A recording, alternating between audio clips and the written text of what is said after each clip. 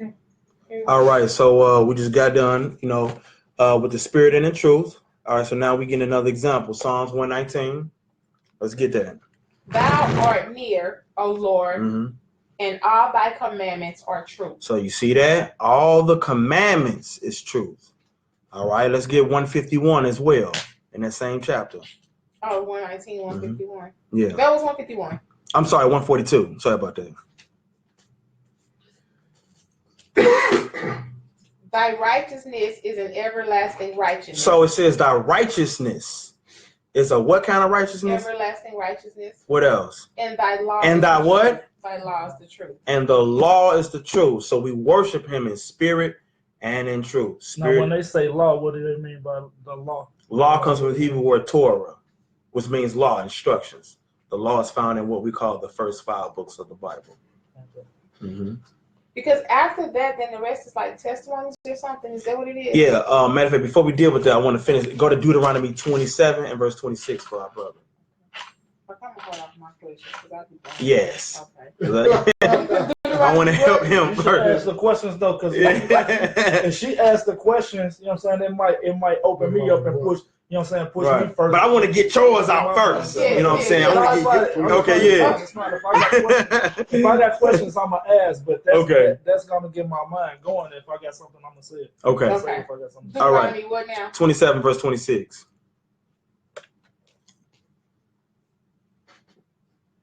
Cursed be he that confirmeth not all the words of this law to do them. So you see that? What's this law? When they say this law? This law, meaning the Torah, the Most High gave us commands, which was a part of the covenant. And since we did not keep those commands, the Most High sent curses upon the children of Israel, which are your ancestors, which are why we are suffering in the earth today. But like some things that's kind of simple that helped me when I first started, like to understand, like the law would be like the commandments. You know what I'm saying? Thou shalt not kill. Those are like general ones. There's more, but I'm saying like that. So when you see the law, it's kind of like that's all they're talking about is the commandments, the law. The law, the word that's put down for real. That's what. Right. Yeah, grab 1 John 3 and 4 right quick, because remember. But I was just making sure it didn't mean nothing else. So it's just. Here's an example, which means like if. Go ahead. I'm sorry. When it was reading right there, it read like it was saying a specific. You know what I'm saying? Something specific. 1 John what? 3 and 4. Okay, I was just calling you so I can let you hear it. Okay, go ahead. Shalom. All right, let's get it. Whosoever committed sin. Whoever does what? Committed sin. So whoever sins. Transgresses also the law. They transgress or break the law. Come on. For sin is the transgression of the law. Sin is what? The transgression of the law. So sin is the breaking of the transgression of the law. So he gave us commands. If you break it, it's called sin. So here's the thing too that kind of help me understand. So at the church they tell you the law is done away with. Well, if the law is done away with, then there would be no sin because sin is transgression of the law. Yeah. Let's go and read that. So you can't sin unless you have breaking the law. Let's read it. Romans chapter 4 and verse 15. Let's grab that right quick. Man, this juice is good. I've been turning this juice up. I need to learn the order of the books. Romans what? Somebody said us Hamites. I'm trying this with the Facebook fam or whatnot. Shalom, y'all. I'm sitting there drinking this juice. Oh, we on live? Yeah, I'm live. Hi. Hi. That's my big sister. Saying hi. Romans right, 4 and 15. Romans 4 and 15. Okay. Because the law worketh wrath. For where no law is. Read that again. For what? For where no law is, there is no transgression. So where no law is, there is no transgression. There is no sin. Let's get one more. Romans 5 and 13 as well. Let's grab that one. Bro, I was just watching Kemet vs. the Bible on Trial, part 1. Yeah, he's a joke. Yeah, no doubt. Hey, bro, I'm actually about to do a part 3 as well. So definitely be looking out for that. I did a video called Kemet vs. the Bible on Trial, clearing up all the false rumors and accusations about the Bible and whatnot. Yeah, Shaka Bozo the Clown is a joke. That's your brother, though. He a Hamite. Ain't my brother. Okay, so let me go. All right, go ahead. For until the law sin was in the world.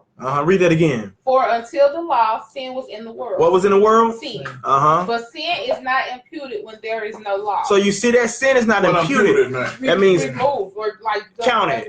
Yes, sin is not counted when there is no law. So if there's no law, it ain't no sin because you just living free. Yeah. Like there's nothing to be broken. There's nothing, no violation of nothing if there's nothing to violate. Straight up. Man, but the law is done away with.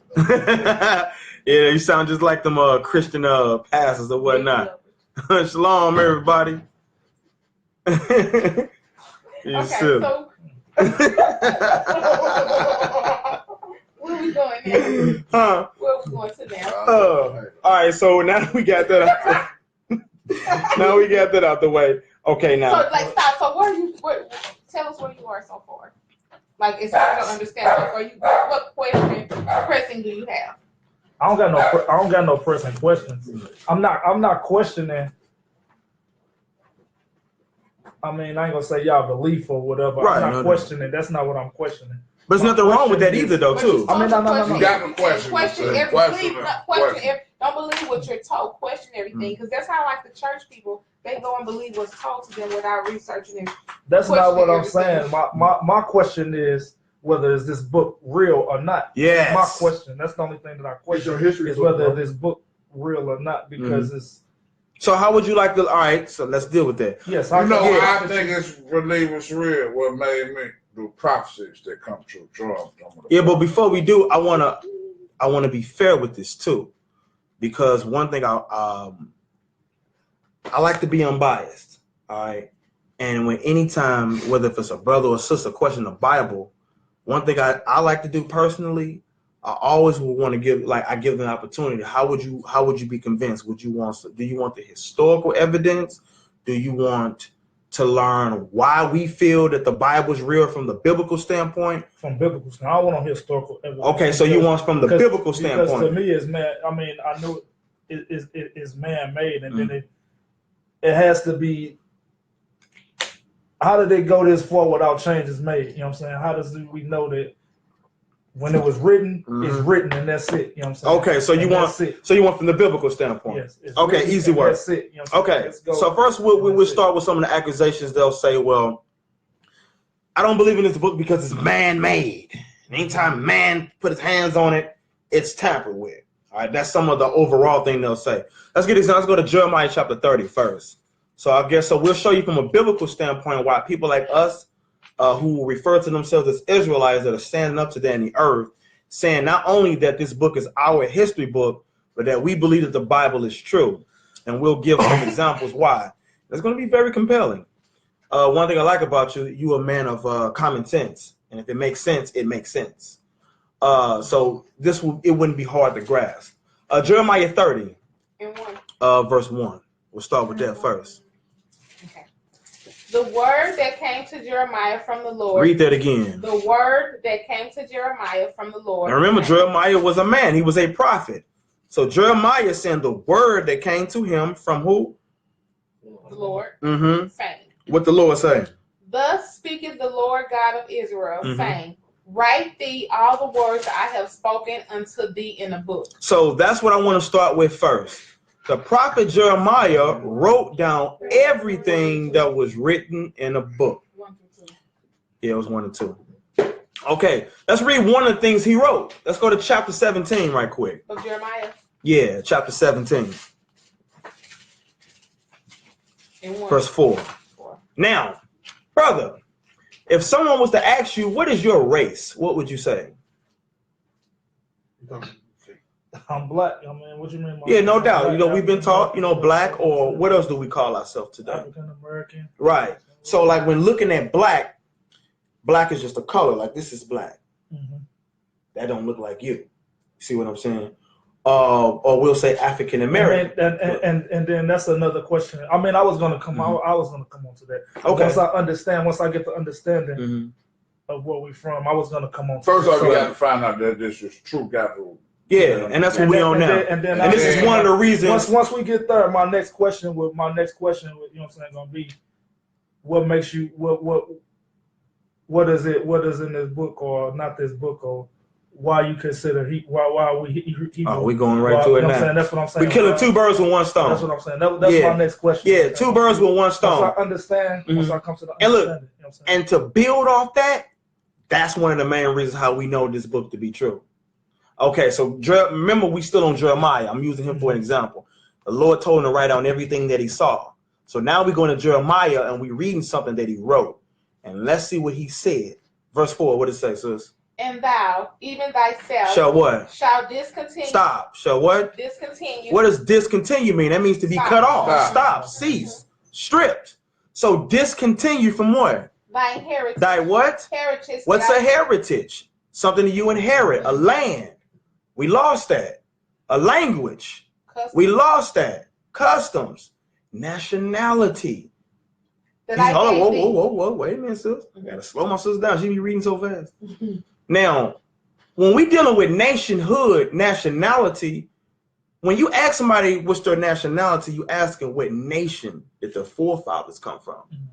We'll say black when there isn't a nation called black. Or we'll say African American, which are just two continents.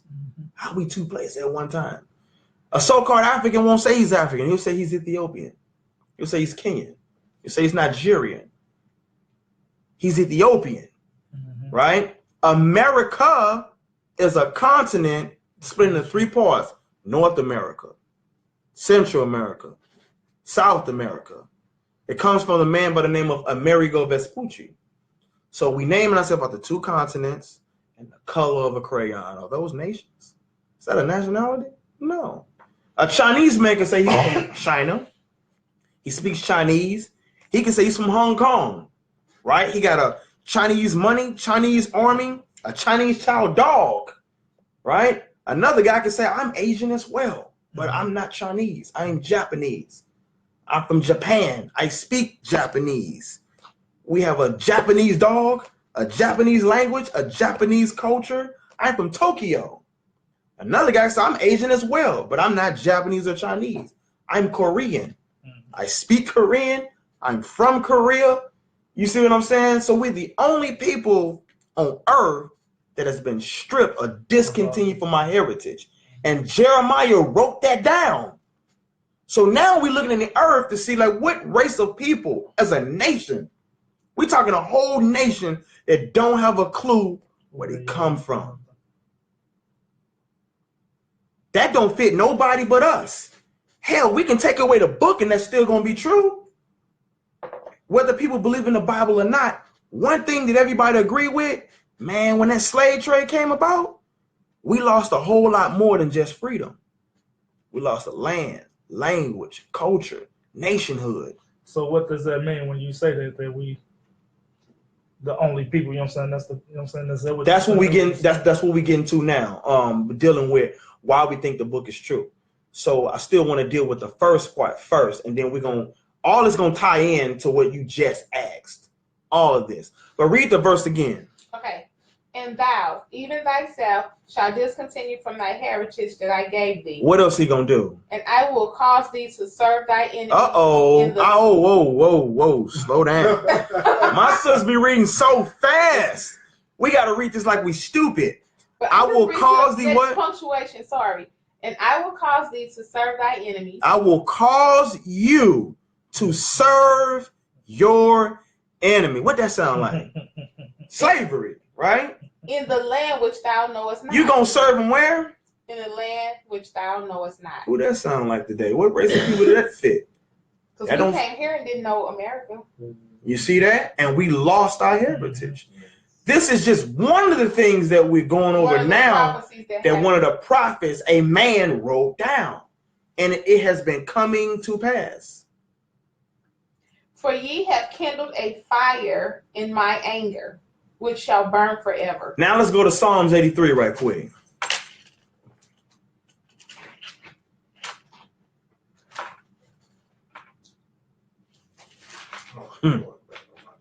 No doubt. So you gotta keep you starting 83 and what? Android. Starting 3. You gotta keep you starting that phone because that's the Android. No, I just did that. Psalms 83 and what? 3.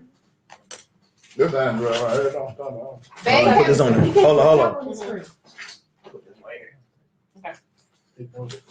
Cheetah. You use Team Apple. Okay. They have taken crafty counsel against thy people. All right. Hold on, everybody there? Okay, so we're at Psalms 83 and 3. Mm-hmm. Oh, you gotta slow down a little bit. I'm just saying. Okay. Don't bother that kind No, of. Don't because bother. she keep reading. Keep doing all that. Keep doing all that. She reading too fast for you. Shalom, shalom, y'all. I mean, I can read He it looking myself. with me too, though. I can read it myself. So Yeah. I'm gonna start over. They have taken crafty counsel against thy people. So it said they're taking crafty counsel against our people.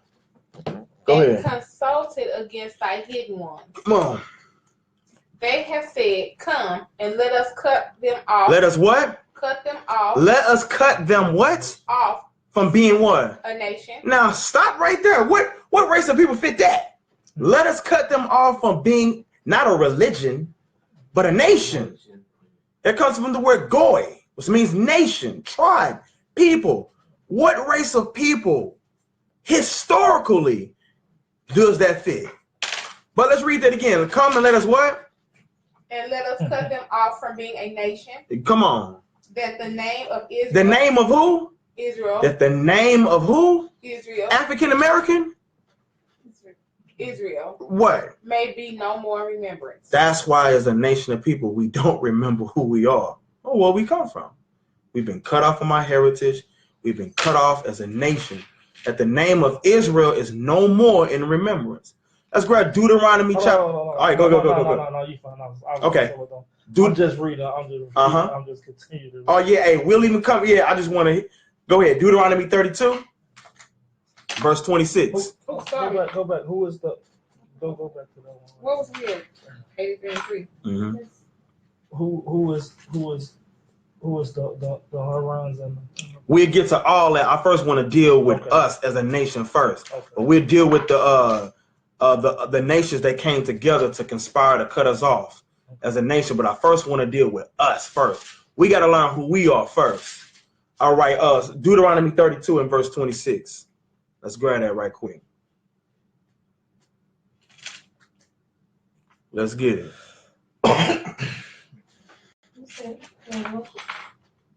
Deuteronomy 32 and verse 26.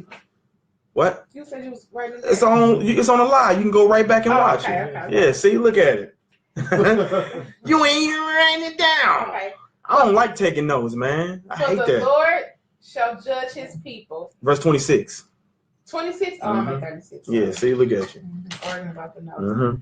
I said I would scatter them into corners. Read that again. What did it I say? said I would scatter them into corners. What people has been scattered in all four corners of the earth?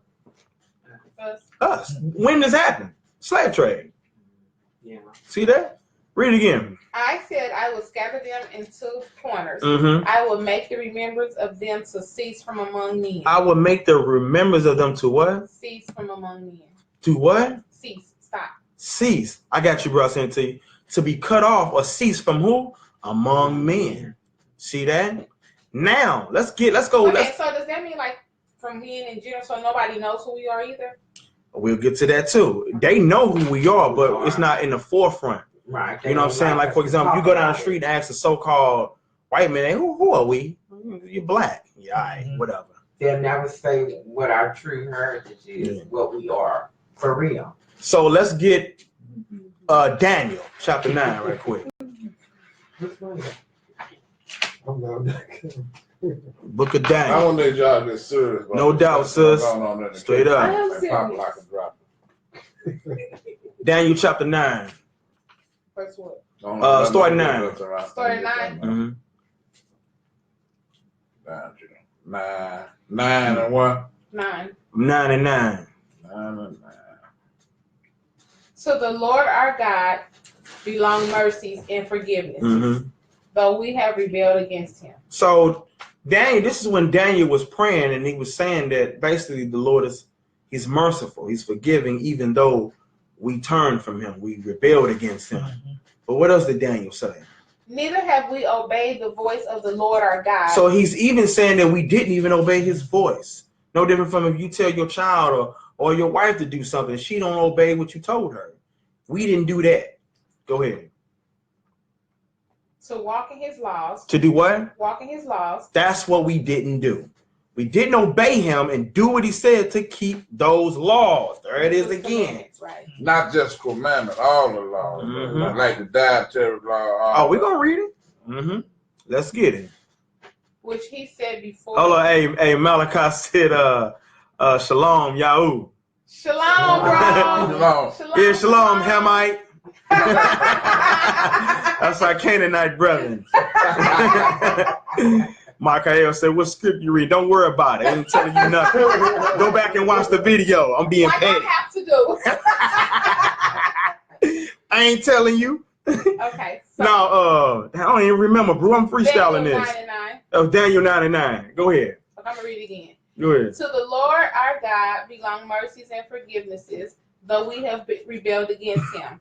Neither have we obeyed the voice of the Lord our God to walk in his laws, which he set before us by his servants, the prophets. So you see that? He set these laws before us by his what? Servants and prophets. So the prophets, like for example, remember we started with Jeremiah, who was a prophet. All right, but then you have prophets like Moses. Okay, Moses was a prophet that set the laws that we were supposed to keep. And we didn't follow those laws. So now there's repercussions that us as a race of people is getting for not keeping those laws. And he's going to tell you in a second. Curses, right? Yep. Go ahead. Yeah. All Israel have transgressed thy law. All of the children of Israel has broke the law of God. Come on. Even by departing. Even by what? Departing. We depart away from what? The law. Go ahead. That they might not obey thy voice. Mm-hmm. Therefore, the curse is poured upon us. Stop. So since we did not keep the commandments of the law and did not listen to the prophets, the Lord sent curses upon the children of Israel. So this happened because of our disobedience, not because of what we call racism, but because we messed up. All right, go ahead. The curse is what? Poured upon us. And what else? And the oath that is written in the law of Moses, the servant of God, because we have sinned against him. So you see that? So all this happened because we sinned against him. So let's read some of these curses because we'll show how it's relevant today. Deuteronomy chapter 28. Let's get that right quick.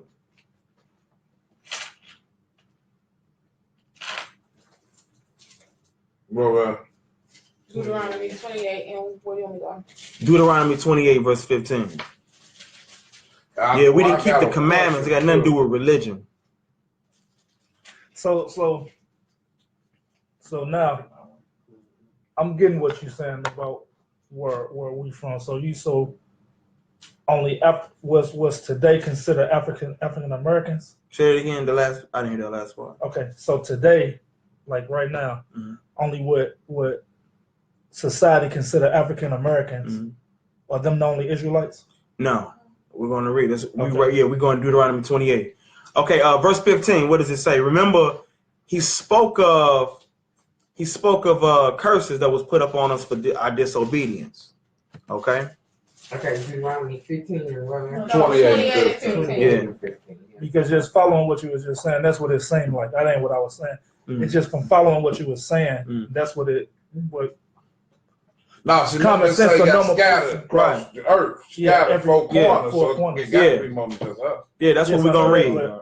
Just following, I know, but following. It speaks to you just like somebody over, like somebody in Jamaica who went through the same thing you did. It be speaking to him too. Why? Because we all Israel. Okay. I get you. Yeah. Okay. All right, let's get Deuteronomy 28. Because we wasn't the only people enslaved. One of the only people enslaved. We wasn't the only one. Exactly.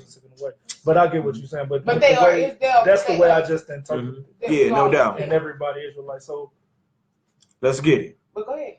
Who would I guess I'll just let it fold out. Yeah, no doubt. I'm asking questions that probably just gonna be answered as we keep on going. But still keep asking as they. All right, your question now, so you don't miss. Or still just asking because we'll remember it. I know what I'm. He got it. Come on.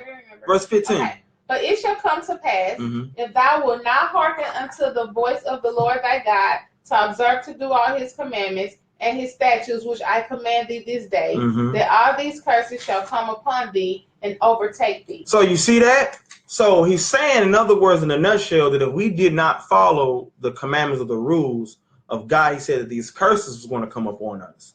All right, now before we go on these curses, stay where you at, so let's grab Deuteronomy 8 and 5 right quick. 8 and 5. Yeah. Keep in mind, these curses that came up on us was for a reason. Of course, we know because he didn't keep the commandments, but there's something else I want to build off right quick. You got it? Yeah, I'm ready. What it say?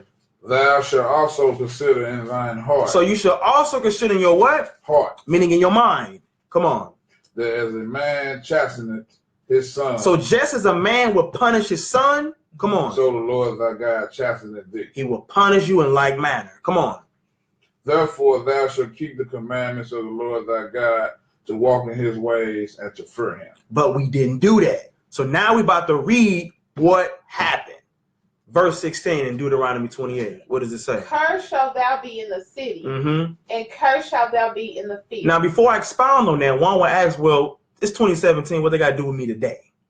Read verse 46, please. And we're coming right back to that. In that same chapter, verse 46. 45 and 46.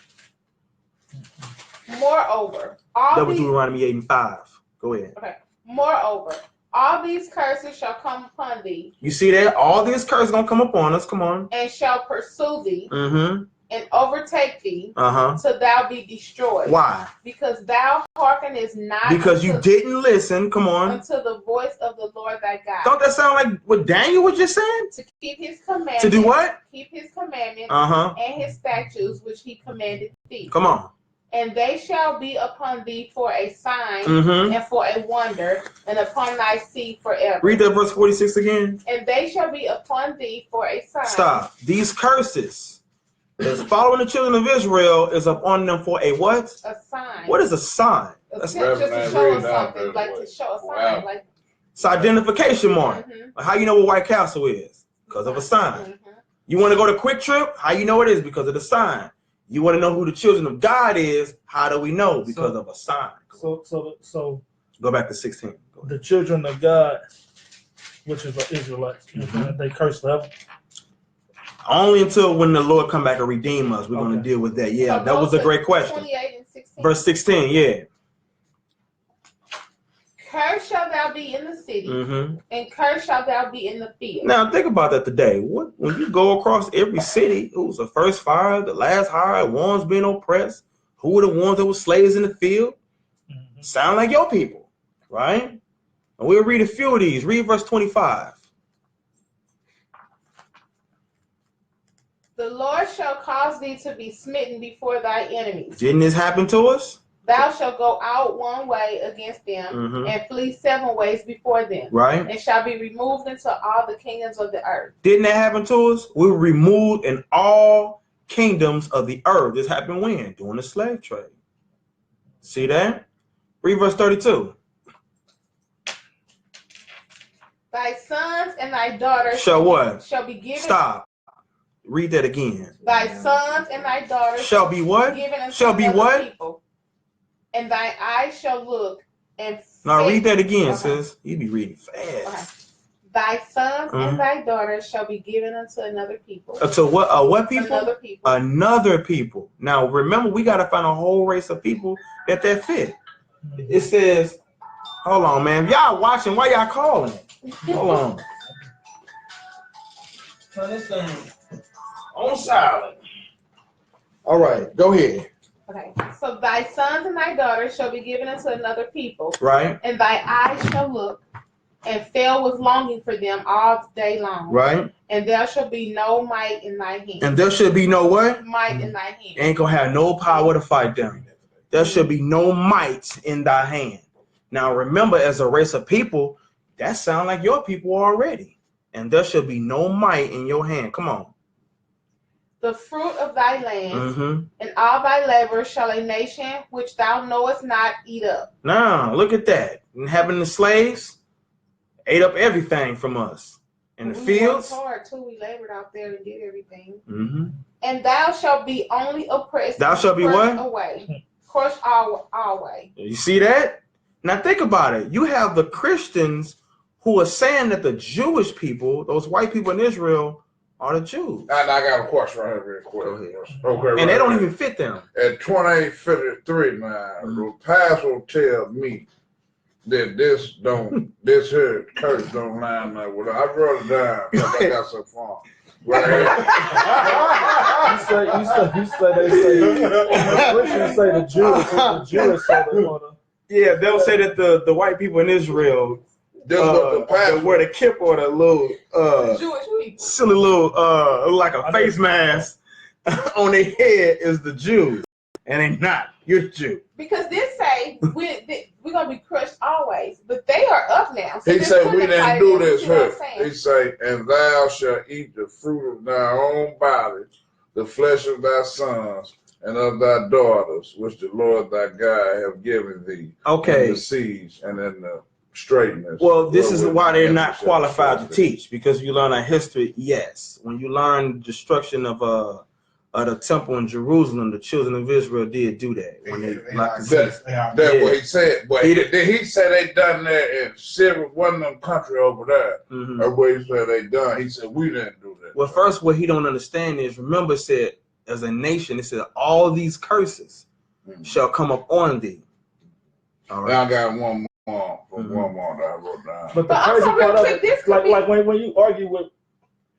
Like, listen, I'm just saying, well, back in discussion, when y'all have a discussion, like I'm listening, this whole thing is like, well, that's how you interpret it. That's your interpretation, but I don't see it like that.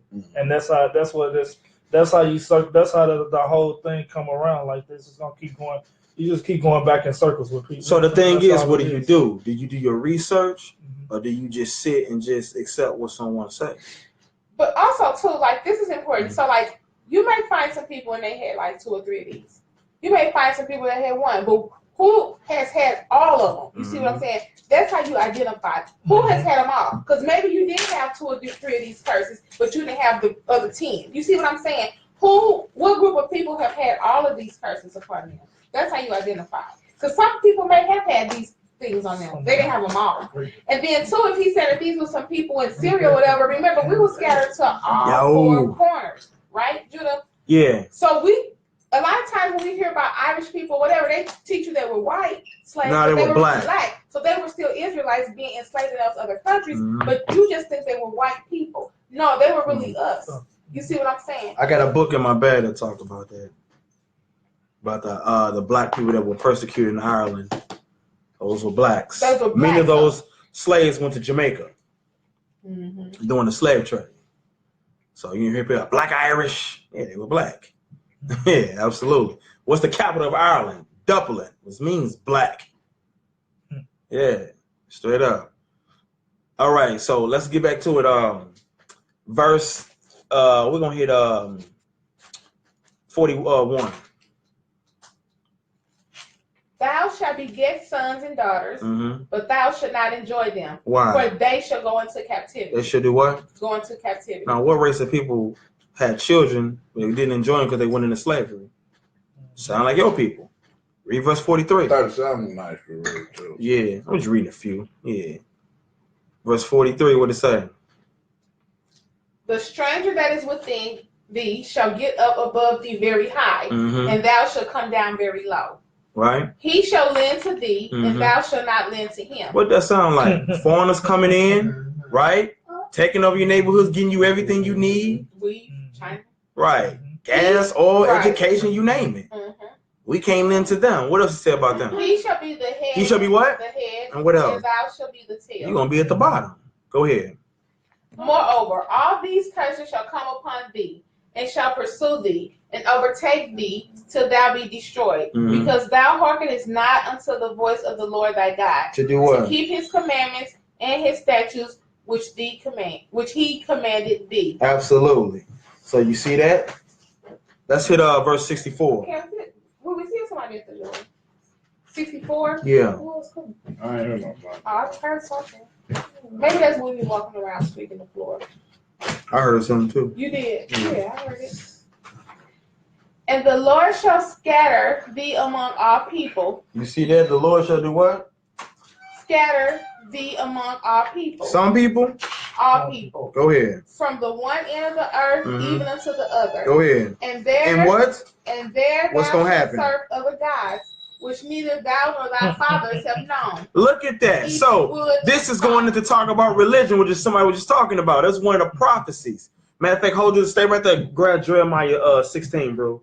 Verse 10 through 16 and 10. So one of the prophecies was that not only we was going to be scattered among our nation people, but when we got there, we will be serving other gods. This is why a lot of our people is involved in different religions today.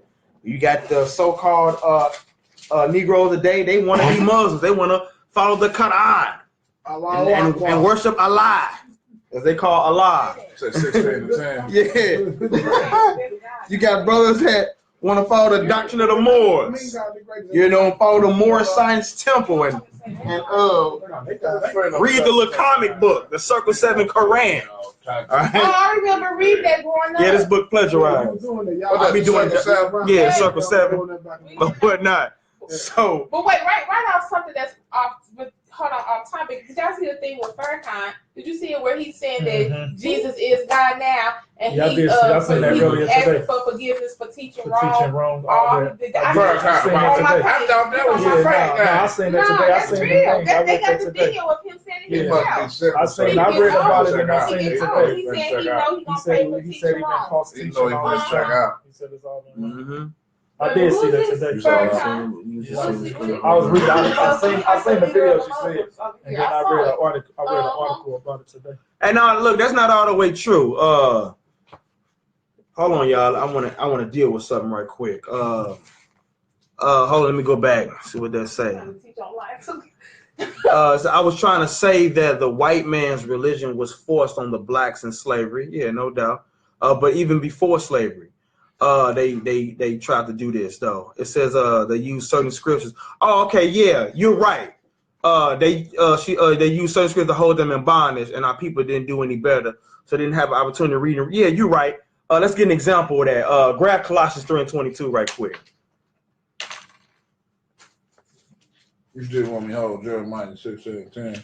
Yeah, matter of fact, read that right quick. Jeremiah 16 and 10. 3 and 22. Go ahead. And it shall come to pass, when thou shalt show this people all these words, and they shall say unto thee, wherefore hath the Lord pronounced all this great evil against us?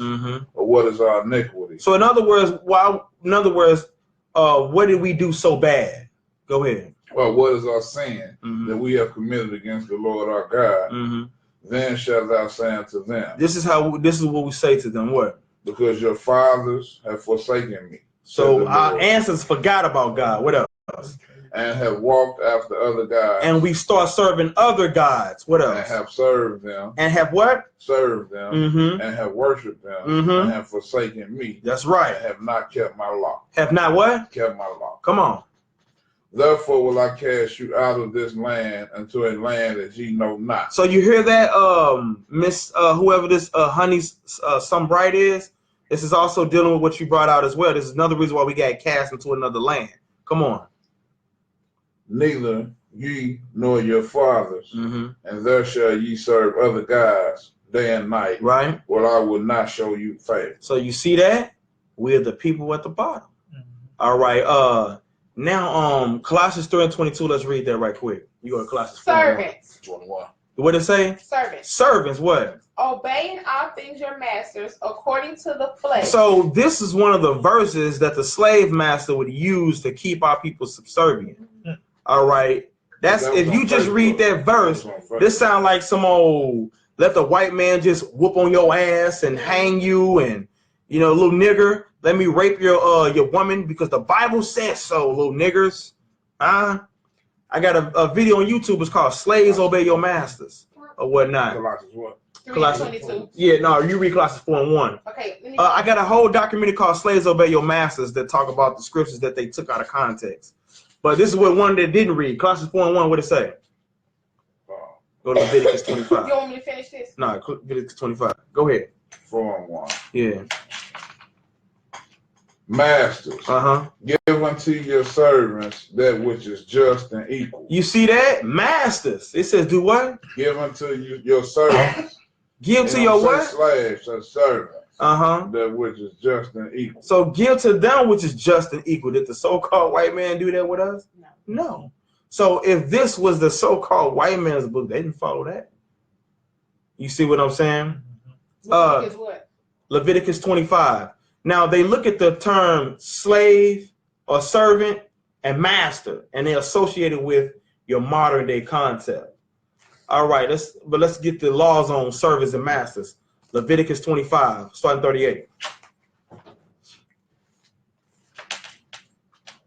For I am the Lord your God, which brought you forth out of the land of Egypt, right, to give you the land of Canaan, come on, and to be your God. And if thy brother that and if thy what? Brother. If your who? Brother. White man? Brother. That dwelleth by thee be waxen poor. So if your brother that lives by you, if he becomes poor, come on. And be hold on, my bad. When they say brother here, what is that? Is that saying your brother? Like glad you asked. Deuteronomy. I got saying, you. Deuteronomy 12 and 15. It was at 15 and 12. I was getting mixed up. We finna find out. Okay. Deuteronomy 12 and 15. So when good questions come in. Yeah. Notwithstanding, thou mayest kill. 15 and 12. Yeah. 15 and 12. You ready to come? 15 You and said 12. 15 and 12, right? Yeah. Not 12, 15. Yeah. All praises. If I wasn't edifying, you know what I'm saying, our brother, I deal with a lot of what's bringing out, but my main focus is edifying the brother. I may do videos and come back and deal, because it's a lot that I ain't get to talk about yet. Because questions is coming out like blah, blah, blah, blah, blah, blah, blah, blah. And then my sister here, she gonna ask a million questions. Hey, you know what? You could go on because I'm getting hungry. Like, okay, not like my stomach, like right, but like for this knowledge. And what you said, I'd rather sit down and have, you know what I'm saying, and get your attention. We can start from the beginning and go for real. Because yeah, you know what I'm saying? It'll make more sense too. Because that's what I'm saying. But I'm interpreting everything you're saying. You know what I'm saying? All praises to the Most High. His name is only begotten. When I say I'm getting hungry, that means I'm. You know, I get exactly what you're saying. Yes, But you understand that tonight more about the Bible, right? Yes, ma'am. So you never thought that the Bible said all this stuff, did you? No, it's not that I thought it said all of this stuff. It's not that. It's not that because you get spoon fed stuff or you get force fed stuff. You know what I'm saying? So and there's a lot of skipping around and there's a lot of not actually paying attention to. But the way it's being taught to you tonight, you never learned that in church, did you? No. See?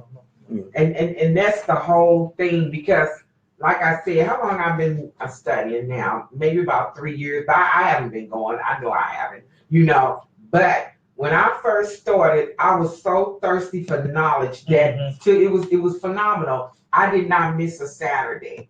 And I sat there faithfully and learned, you know. And I know I've been away for a while now, you know, but I'm coming back. Michael, you petty.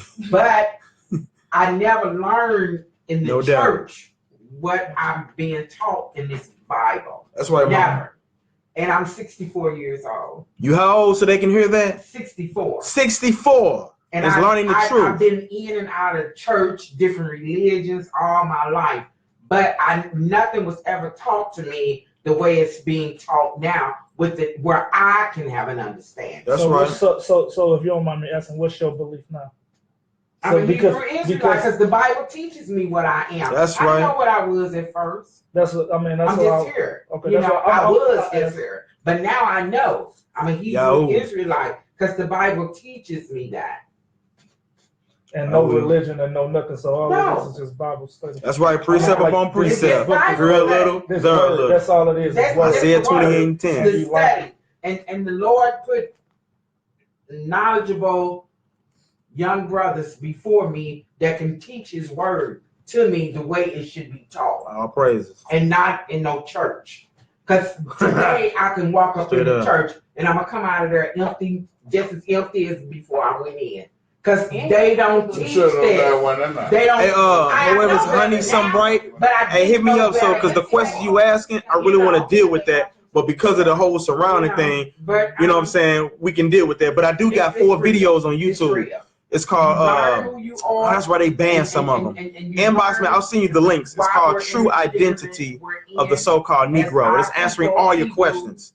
But yeah. Teaches us that. But 1 second though. You just got to learn how to interpret and understand. And that's all good. The artist can wait. I can always do a live video. Ain't nobody worry about y'all right now. Y'all just sit back, listen up. Yeah, go Okay. ahead. And if thy brother and Hebrew man, or Now, Hebrew because you remember you woman, asked, oh, wait, you remember you asked, what do you mean by brother? Okay, read it again. if thy brother, If thy what? brother, A what? and Hebrew man, And what else? or a Hebrew woman, Right? be sold unto thee. If they be sold to you, because remember you had servants and you had masters. So, for example, you being my brother, if I was in your debt, I could sell myself to you, not as in the sense of prostitution, but I would be in your debt. You see what I'm saying? Okay, go ahead, read that again. So when we read about servants and masters, this is what this is talking about. When it says servants obey your masters, these were people of the same kindred, Israelites, that dwelt together and worked together as hired servants, not no damn whipping on your back slave. All right, but go ahead, read it again. If thy brother and Hebrew man, or a Hebrew woman, be sold unto thee and serve thee 6 years. So they worked for you for 6 years. Come on. Then in the 7th year, and in the 7th year, thou shalt let them go free from thee. They should let them go free from thee. Now let's get another piece of that puzzle. Like brother was saying, here a little and there a little. Leviticus 25, using that 38 still. All right, let's grab it again. 25. 25. Yeah, no doubt, definitely be in touch. Leviticus 25, 38. Let's read about that. I am the Lord your God, which brought you forth out of the land of Egypt, to give you the land of Canaan, and to be your God. And if thy brother, if thy who? Brother, that dwelleth by thee, be so if your brother who lives by you, what? Be waxing poor. Waxing means become. If he became poor. And be sold unto thee. There it is again. Thou shalt not compel him to serve as a bond servant. Don't make him serve as a damn slave. But what? But as a hired servant. What kind of servant? Hired servant. What kind of servant? Hired servant. One more time. Hired servant. Then it says servants obey your masters. This is the same customs and culture. You get it now. You get it as a hired servant. But the so-called white man, like what my sister was saying, that they took the Bible and twist certain scriptures to make us subservient. So they made us like bond servants, right? Yes. Like, for example, I'm going to give some more examples. Because, look, and watch the documentary. I did like a 5-hour documentary on this. You do some long. Yeah, you know, I do some long documentaries, man. I'm telling you. They're like 8 days long, but it's worth it, though. The year of Jubilee, that's the 7th year. Yeah. So check it. Now check it. Deuteronomy 23. Let's grab that right quick. Deuteronomy 23. Verse 15. Thou shalt not deliver unto his master the servant which is escaped from his master unto thee. Okay, so back then you had laws if the case that the servant who worked for him mistreated him. And this is talking about when he left. It was saying don't deliver him. But think about it, in the slavery, what they do. If you ran. Slave catch. Why didn't they follow the Bible? Huh? Since this was their book. Since their book should have been going by their guidelines. They didn't do this. But let's continue. There's more. Go ahead. He shall dwell with thee. So the one who escaped shall do what? Dwell with thee. He shall live with you. Where? Even among you.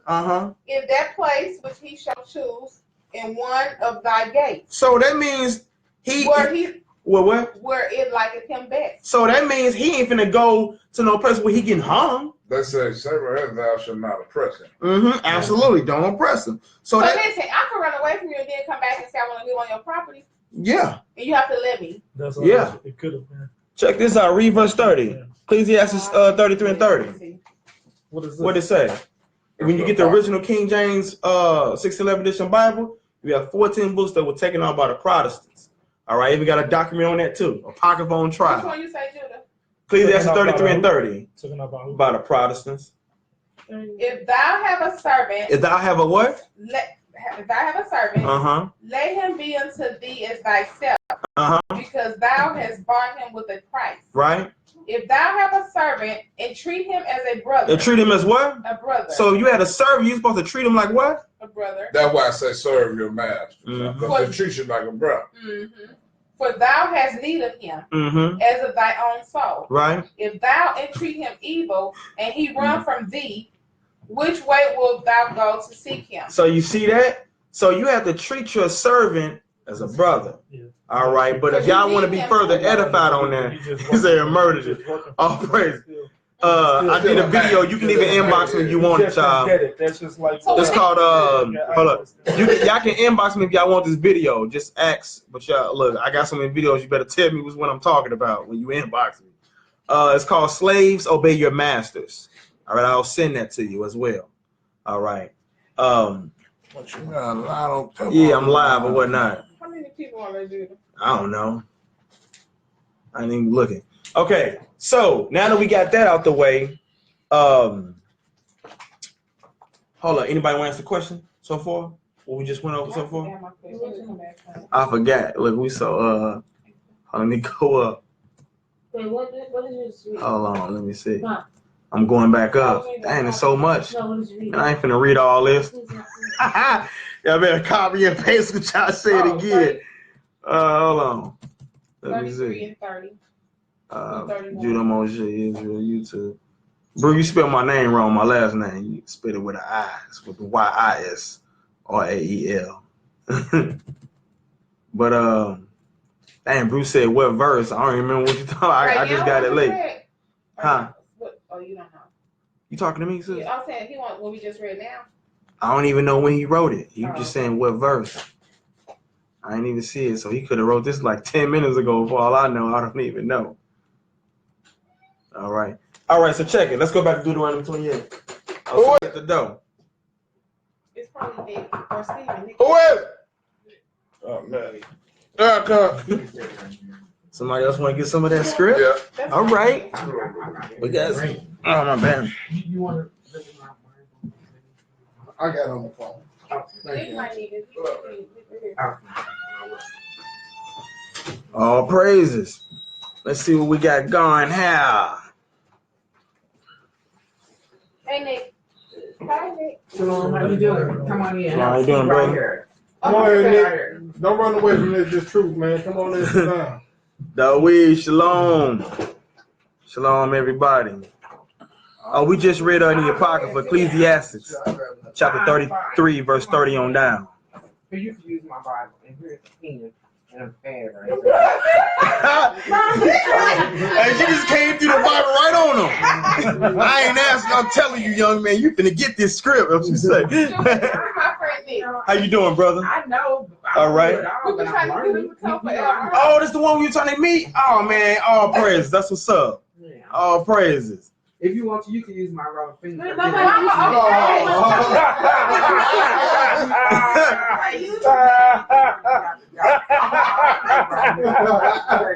we got to get a reason why to pick it up. She threw the Bible right on him. Right. You know. He outside. Yeah, because he works too much. No, he has feet on. He come back. All praises. Hey, son. But yeah, Where her hair wrap at? She ain't got no hair wrap on. Hey, you too petty for that. But yeah, well, we were just going over to catch you up again. I'm Judah. I'm Lil Bruh. We were just going over the Bible. Corey. Our brother Corey. He's one who just had questions and want to know about the Bible, why we believe in it, and why we believe that it's true or whatnot. So right now he's not fully persuaded in the Bible. He wants to know where we coming from or whatnot. And as I told him, I'm very transparent. You got questions. I'm your brother. You know what I'm saying? Your brother mine. So you can ask any question you like, whatever it is that's on your mind, whether it's comments about the Bible, even if you hate the Bible, whatever it is, how you feel about it, you want questions, why we believe in it, and you know what I'm saying, things like that. The average questions like you don't know unless you ask. And even with the conversation, you see, we agree on a whole lot more than we thought. You see what I'm saying? So any type of questions. Right now we going over well, we kind of all over the place, but the aim was at why we think that the Bible is authentic, why we subscribe to it. And I was asking him, did you want me to prove the Bible from a historical aspect, archaeological aspect, or would you like for us to go from the biblical aspect? Because some would say, well, I don't believe in your damn book. Prove the Bible is real without using your damn Bible as a primary source. Where's your proof of this Jesus? Or your proof of these people in the Bible, but don't use the Bible. That's fine too. It's easy work. So we do things like that as well. You know, whatever questions you got, man, you can fire off. You know, don't take it easy. You know, because I won't take it easy on you. So.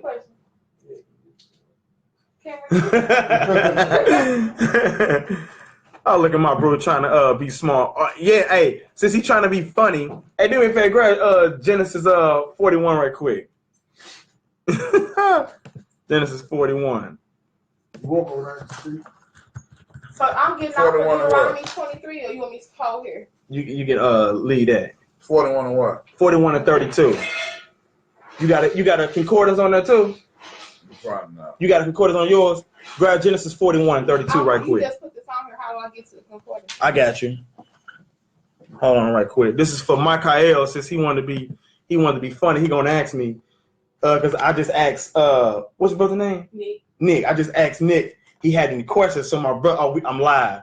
He gonna ask, "Are you a coon?" That's what he just asked me. So I'm about to answer your question. All right, with Genesis 41 right quick. So I hope you following along. Genesis 41 and 32. And 32. Yeah, my brothers. Hold on, before you read it right quick. Hold on, let me pull up her concordance for her. Okay. There we go. Genesis 41:32. Here come your answer. You ask, am I a coon? Tell what the concordance is. A concordance is basically, all right, like for example, this is the Hebrew Bible right here. Okay, this is in Hebrew or whatnot. So if you don't know what a word means, you can look it up or whatnot. So this is the Bible in Hebrew. Then, you know, she has it in English there.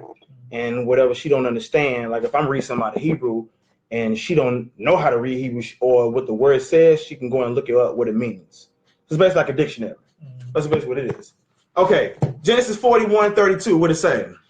And for that, the dream was double unto Pharaoh twice. It is because the thing is established by God. The thing was what? Established. The thing was God. What? Established by God. And God will shortly bring it to pass. Look up the word for establish. What is the thing? So it's another. Hold on. Oh yeah, pull it up because you ain't got a concordance. Look up for the word established. What's the Hebrew word up there? To be firm. No, the Hebrew word all the way up top. What it say? Coon. It says what? Straight up. So you ask Zakun, the word coon in Hebrew means established. So yes, thank you for asking, coon. Straight up. So but that's my bro, man. We joke and play like that or whatnot. Judah, bring Nick up to speed like where we are right now. So we just talked about slavery and like how they use the Bible to enslave us, but we really understood that. Tell it, Corey, because you just learned it. So what did you learn? I can't put it into words. Right. I can't just recap like well, just what you think. Yeah, because he's still. Go ahead. When they use master, when they use broom. Shout out to my brother Gabriel, man. That's my bro there. I love that. He wasn't really servants or slave. The Bible was saying like that. When you was a servant, you was just pretty much like you was indebted to your brother. So you was to your what? To your brother. To your brother, and then when they spoke of brother, it was your Hebrew brother or sister or whoever you was indebted to. So you just paying off your debt. So you would work for them for 6 years, and on that 7 year, you would be free. Man, you broken it down. You said you couldn't do it, you just did it. But I mean, if I think about it, I can. But stuff in my head. But I'm sitting there like, hold on, wait. Come out with it like that. You know what I'm saying? Stuff. Yeah. I feel like he been doing this the whole time and playing with me. Like, I'm just saying I interpret stuff. I get it, yeah. I know how to bring it in my head. Okay, so you got that. So like, why do we have the curses on us? Right now, for today, I mean, because we didn't follow the law. Well, our ancestors didn't follow the law. Right. So what is the law? The law is the commandments. The commandments of, well, not the commandments, but all. So how long are we gonna have these curses? Until we come back. I mean, from my understanding. You're right. I ain't got no objection. And because we're gonna have it till he come back, because why? Because because we the what's the word I'm looking for? We the children of God. No. We are the children of God, but why are these curses on us forever? Because We are the children of the because we didn't prophets. follow the law. Hold So up. we're worshiping other gods. Yeah, I understand that. That was one of the things that was in the curses, though. I thought that was one of the that was inside of one of the curses. Yeah, because you was cursed to follow other gods. You'll be. I can't say that one word for word, but we was. I'm about to answer your question. It wasn't one. So are we cursed? Hold on.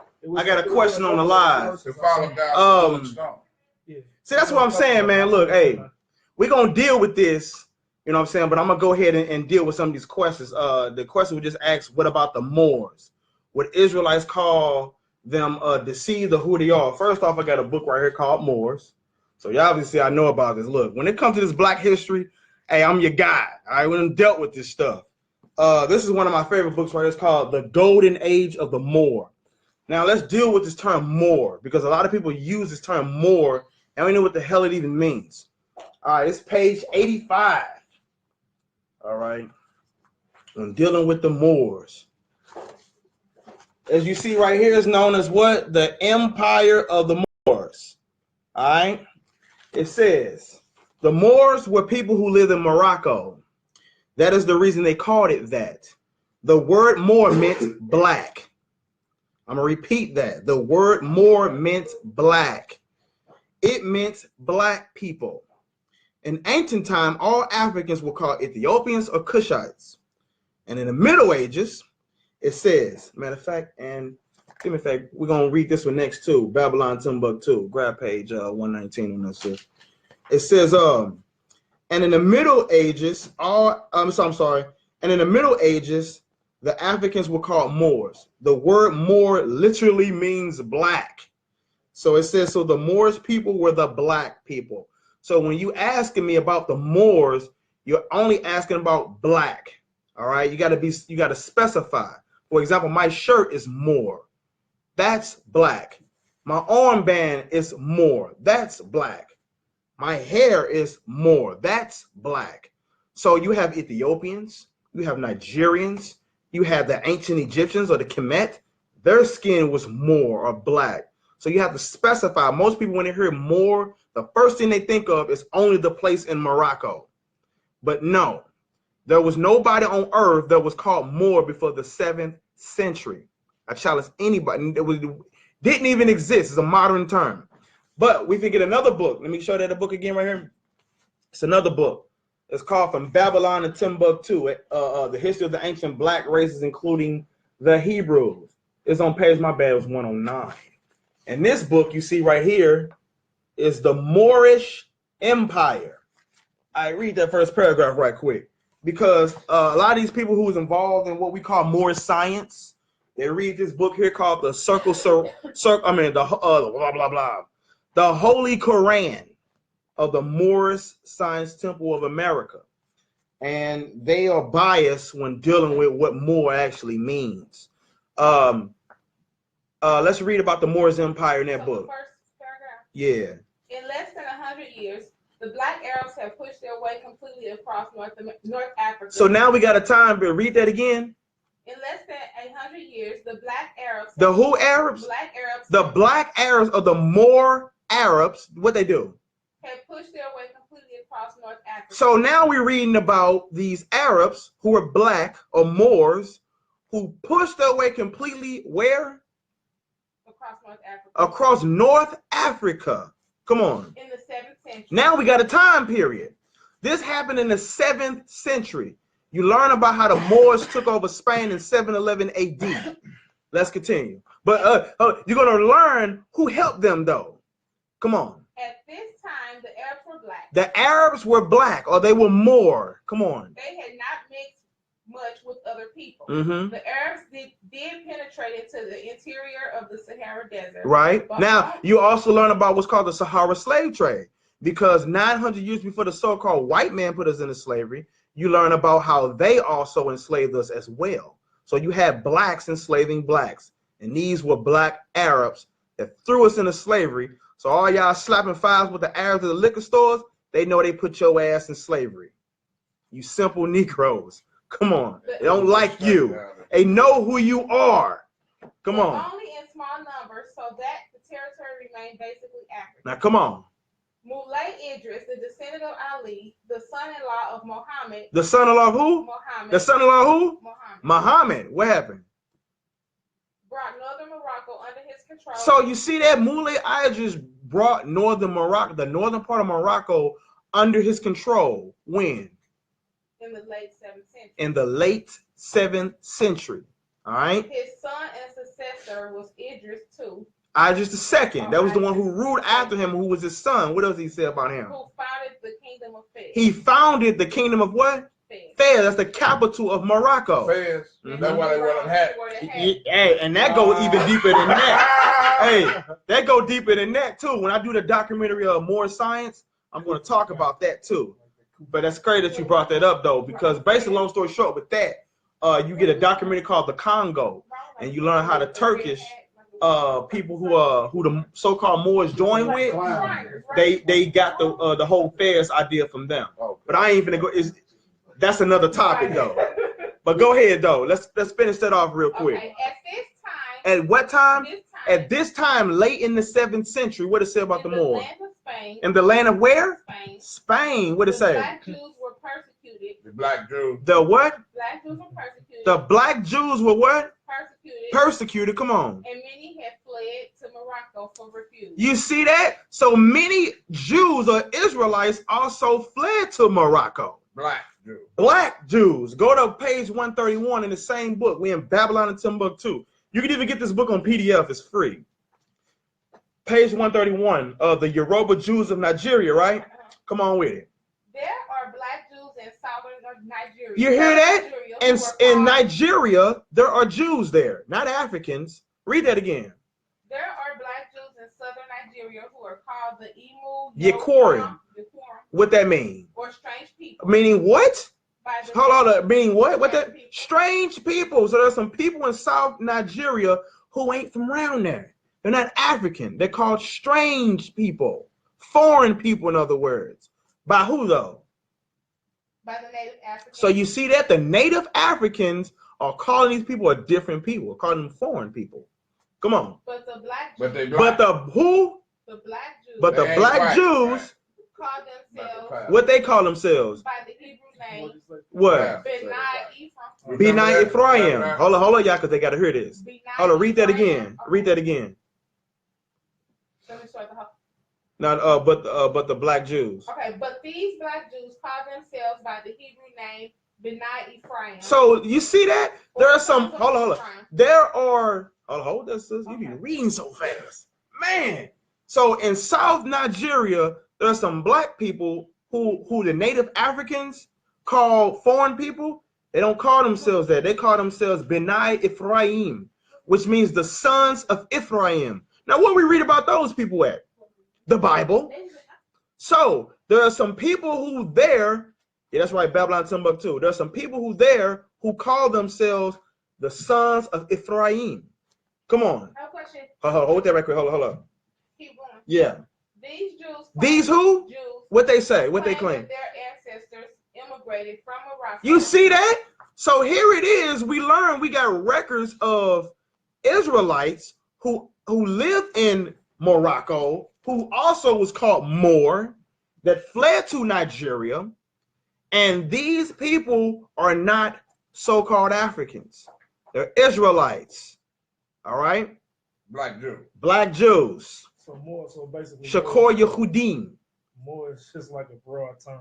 It's a broad term. Absolutely. I mean, that's what I got out. That's Yeah. what I'm getting out what you But said. like now, you would think that it was related to the Islamic faith. If you hear people say, Well, they had different ideologies. Some was in Islam. You see what I'm saying? Some were Christians. You know, you had what was called the Moreno Jews. Like in Spain, they were known as the Moreno Jews. They was just They all were black. Moors. They were all black. Mhm. More. Now, sis, you had a question. That's what I'm saying. man. That's a good time. Puerto Ricans, what about them? That's on the 12 tribes. They, what you call it? was from the song, the Well, you have, well, that is what they say or whatnot, but that's a whole nother topic dealing with the whole chart. so But it's not accurate. nah, not 100%, no. That chart was created in 1968 by a guy named Ariel or whatnot. Yeah, that's Yeah. something. Blah. Yeah. I don't look at nothing. Right. But let's see what we got here. Hold on, let me see right here. What's the 12? What's the right 12 tribe? Hold on. They Well, don't we know scattered. because it's scattered for Yeah. part of the earth. So You have in Babylon Timbuktu. This is the but the book. Puerto Rican is, it's right for me to get me. Yeah, many of the slaves went there, so a lot of them are our people. That's the book that we reading. J-Lo. All right. Puerto Rican. So you only can mess with your own? 12 tribes. Yeah. You can't mess with outside. Why can't you mess outside the 12 tribes? You got the book of Jubilees? No. Okay. That's a question. Yeah, Why can't you mess with I didn't bring somebody it outside or the 12 whatnot. tribe? Yeah, well, one, because the Most High, he wanted us dealing with our people because the promise that was given to Abraham or whatnot, he promised it to him and his seed or whatnot. So when you It's look, in the book. yeah, It's in Genesis Bible. 17. But I was looking for Jubilees or whatnot. Look it up on Jubilees. So find Jubilees is the Mhm. app. Yeah. So what about So somebody? that's- Seventeen. Hold on, wait, I got like a million questions. Go ahead, bro. No, I'm gonna say. So what about if somebody want to mess with a white named Amazing? Man, this dude here. I'm being serious though. No, but I'm saying, Right. Yeah, the Most High saying is dealing with other nations. Somebody out, like I'm saying, is that in the law that you can't mess with nobody outside the tribe. Yeah, let's go to Jubilees. That's what I'm Jubilees.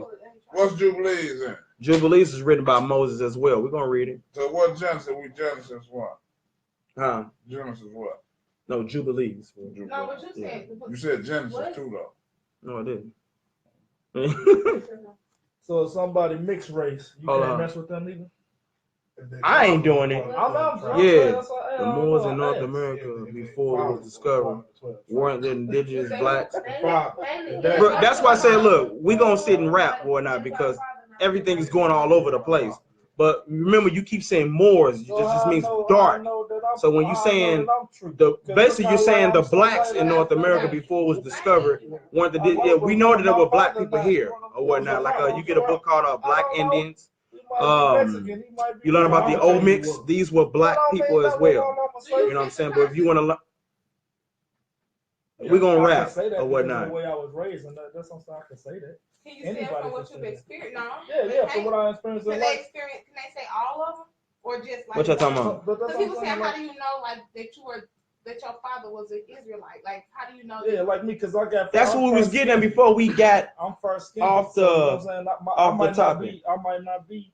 It ain't about skin color, it's nationhood. Well, I'm saying we already got the wrong mindset. Like for example, you had I mean, when we're dealing with nations, it has nothing to do with the tone of your skin. It's your forefathers. For example, you have black people that can create white babies. Are they Caucasian? So-called Caucasian? No. They're still the seed of their father.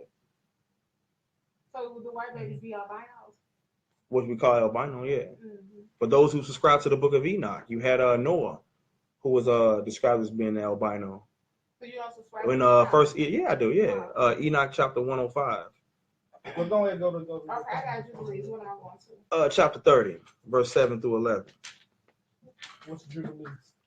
It's one of the books. If you research, it ain't different. Yeah, you research what's called the Council of Laodicea, and 364 AD they began to man began to separate the Bible. It's not broken up into chapters. Hold on. That's the stuff that I say. Like it's a lot of this mess. Yeah, that's what I'm saying. Because man, break it down. But that's like that's like some of the stuff that I was. Right, but I always tell brothers and sisters like study and understand what you can first. Like for example, grab Ecclesiastes 3 right quick, verse 21. Yeah, I don't know how they broke it down on here too. We'll just get back to that. So I'm going to Ecclesiastes 3 and 21.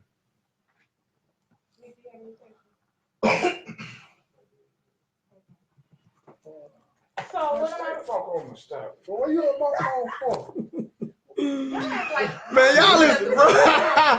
Hey, straight up. Because I've been going on that turf for years when I'm riding in the car. Okay, what am I reading? Ecclesiastes 3 and 21, and I got a question on here too. Seek not So I guess we're gonna out alternate. the things that are Oh my bad. Go ahead, sis. Seek not out the Hold on, things- read it again. What? Seek not Do out, what? Seek not out the things that are too hard for thee. Do what? Read that again. Seek not out the things that are too hard for thee. Neither search the things that are above thy strength. So if it's too hard for you to grasp, look, let it go. All right. That ain't got nothing to do with what you're woman outside to try right there. No, this is dealing with. This is what we was talking about when he was talking about the whole like the Bible and stuff like that. Yeah. So my whole thing was telling him, man, look, get what you can get now, and then later, you know what I'm saying, when you able to handle that, then yeah, go on into it. Hold on, I want to answer something real quick. Hold that right quick. The man want to know. Hold up, bro. Hold up. That's all I'm saying. Grow up. I don't got no amazing name, but I'm trying to hear it. I know you trying to hear it. I know you trying. You got your me some time, man. You ready to go on? Emmanuel. Well, I tell you, that's your brother.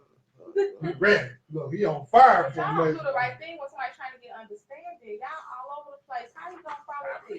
Man, him trying to get the same answer. We on the same. You got an page. amazing age? No, I don't have no amazing Shit, name. man, Who you got? That's why I say what's the look. That's why I say what's the 12 tribe. They don't know, but I told you. she ain't what you call it anyway, Pandemonium. Yeah. So how's that? Nobody know what's the original 12 tribes. She's not white. She's So you ain't Pandemonium. never had no Sandy Lauper. You had a Sunday? Can we get back to something? What Listen, you because talking it's about? late. Let's get back to something. Right, Okay, I don't know no goddamn. See, you know, but I The don't next know no time better. we not.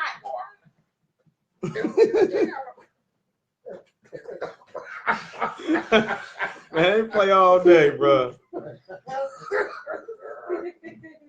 You gotta tell me. There we go. I'm I went on put myself on the line. Don't make it.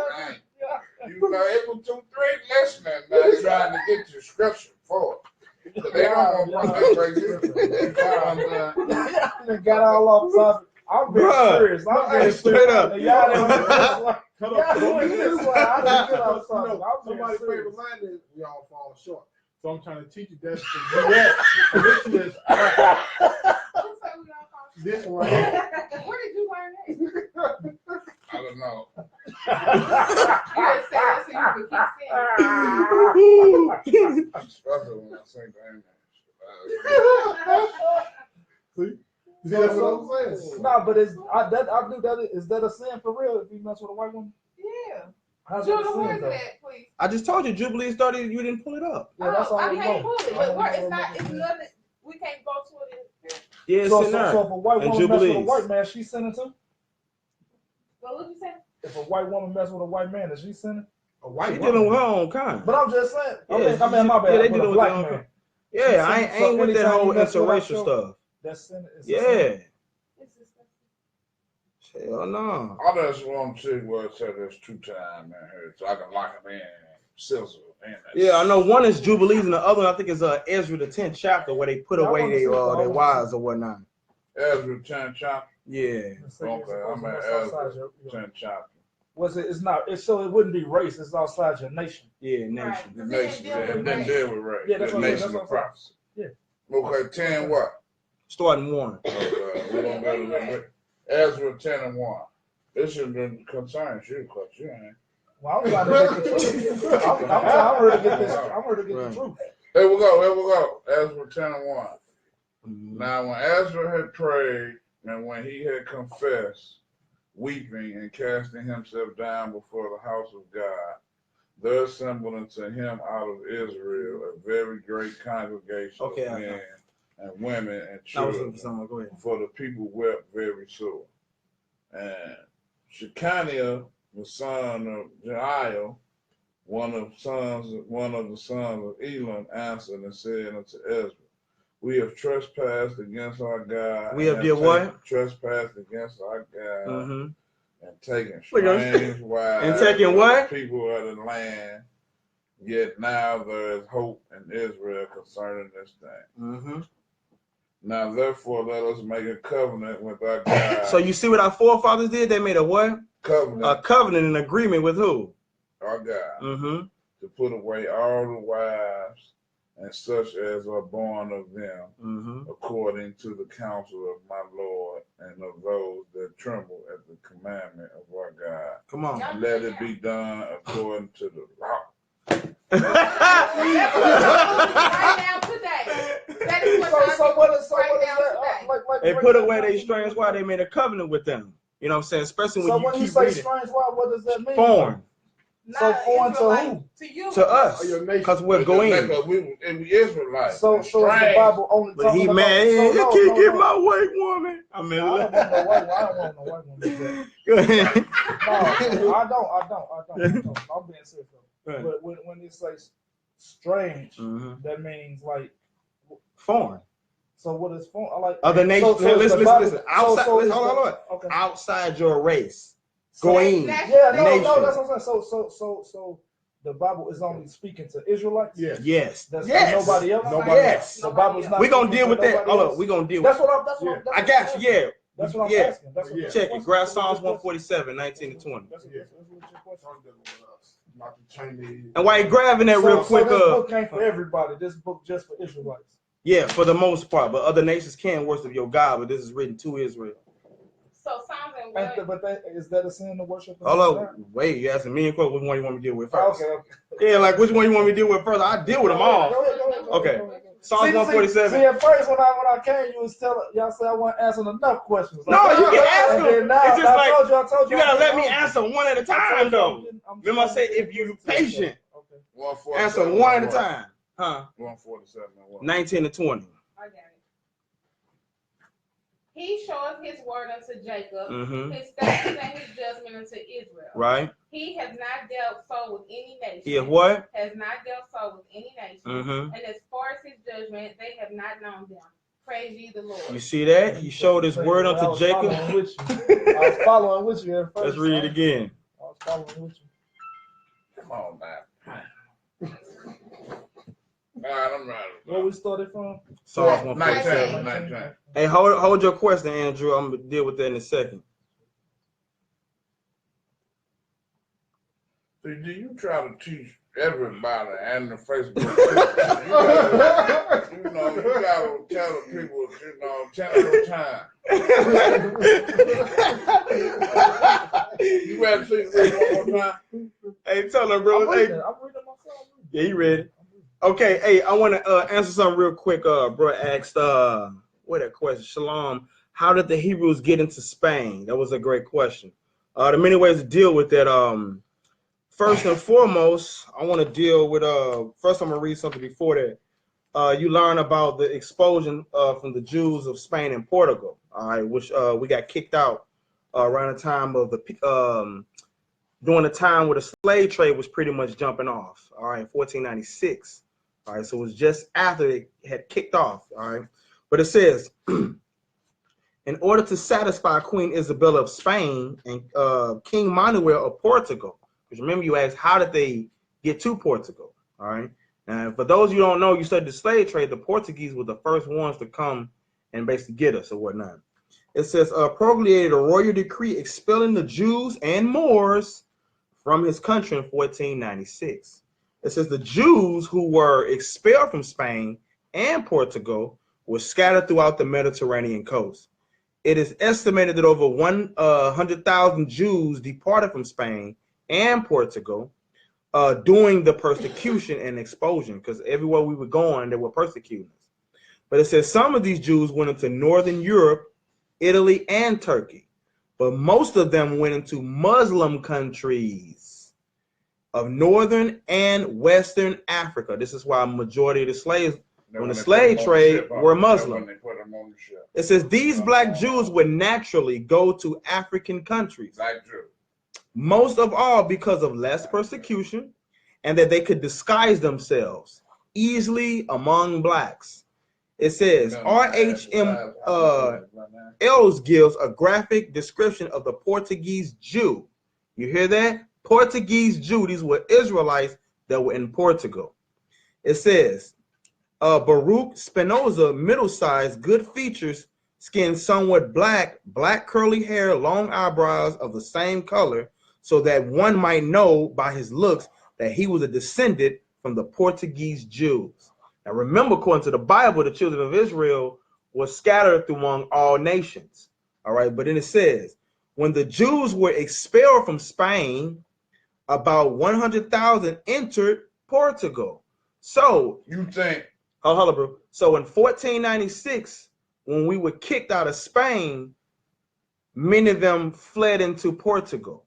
All right. So this is how the Israelites entered into Portugal. So that's actually dealing with what you asked. But it says they were permitted or allowed to enter under the condition that they pay the poll tax, with the understanding that they would leave the country within 8 months. Also, at this time, the king obligated himself to take the Jews wherever they desired at the termination of the 8th month. When the time expired, many Jews were stranded because the king did not provide enough ships in time. All the black Jews who were left behind were deprived of their freedom and sold into slavery. All right, so that's dealing with basically a little bit on that topic. Matter of fact, I'm gonna get a little bit more of this. It says during the reign of King Jael II or John II, 700 black Hebrew children were ruthlessly taken away from their parents. In that Deuteronomy 28, verse 32 and verse 41, it says in Portugal and transport to the island of Santhrone. Don't that sound familiar today? That's your homework now. Where's Santhrone today? Off the west coast of Africa. I'll give you that. It says this island is located near Nigeria. It's already telling us, so now you getting your hand. Cameroon and Gabon. It says Alan H. Gabe says that the Portuguese founded the island of Santhrone in 1471. In the year 1484, King John II of Portugal, who ruled from 1481 to 1495, offered the Jews of his kingdom the choice of baptism or settling at Santhrone. This is when they were even trying to force the Christianity concept upon some of our ancestors. And a lot of them wasn't going for that. It says, multitude of Jews who were sent to this island during the reign of King John II. These Jews are Judeos, as the Portuguese called them. That's what they called us. It says, are serious, reserved, and wealthy, and holding most of the trade in their hands. All right. But it says the Portuguese were the first Europeans to establish themselves on the West African coast. As I stated earlier, these were the first ones to come to get us or whatnot.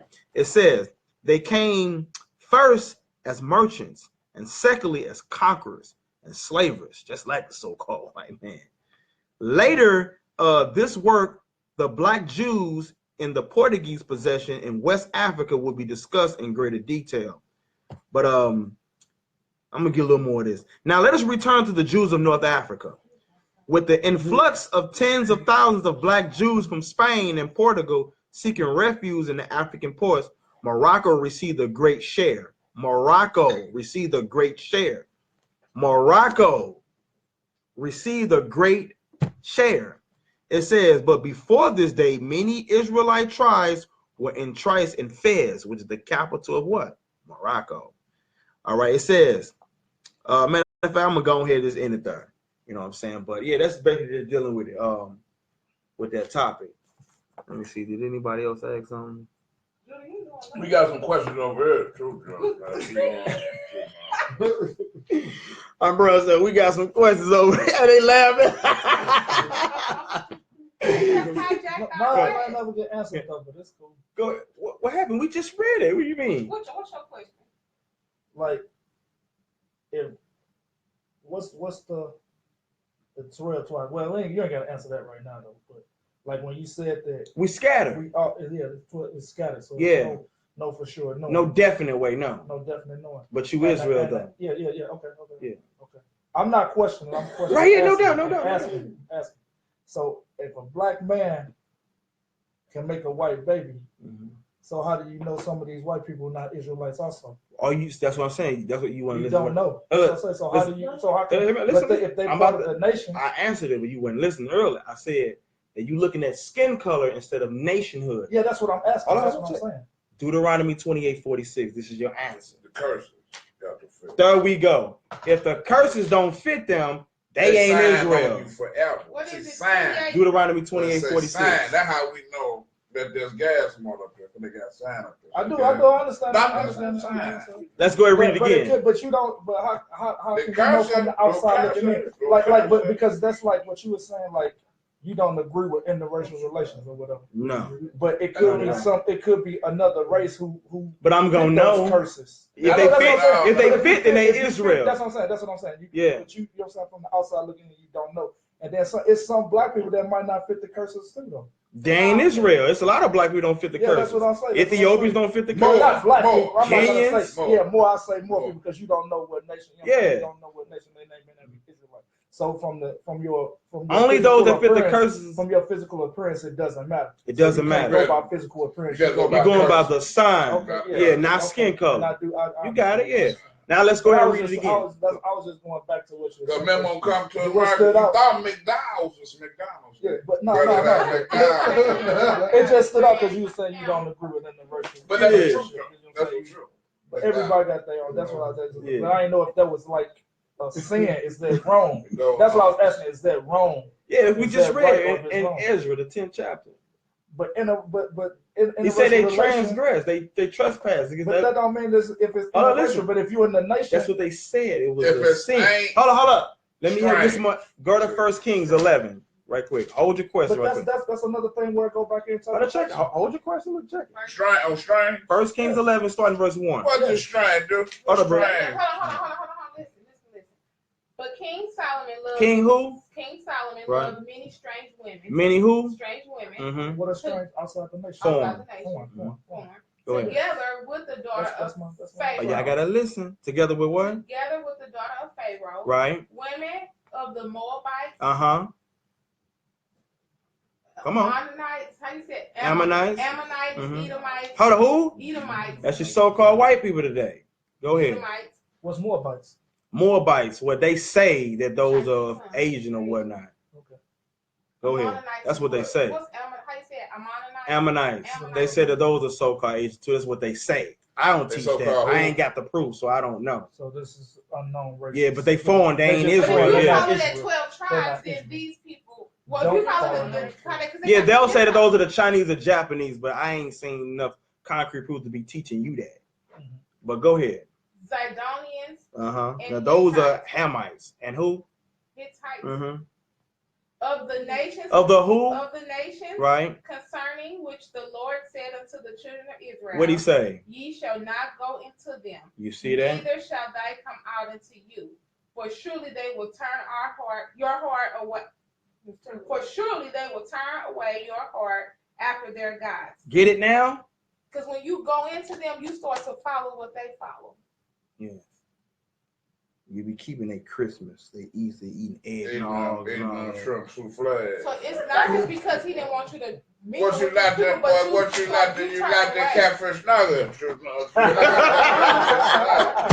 I'm done with this dude. But that's my whole thing. So but I fall under I guess because I was born like that. That's what you raised.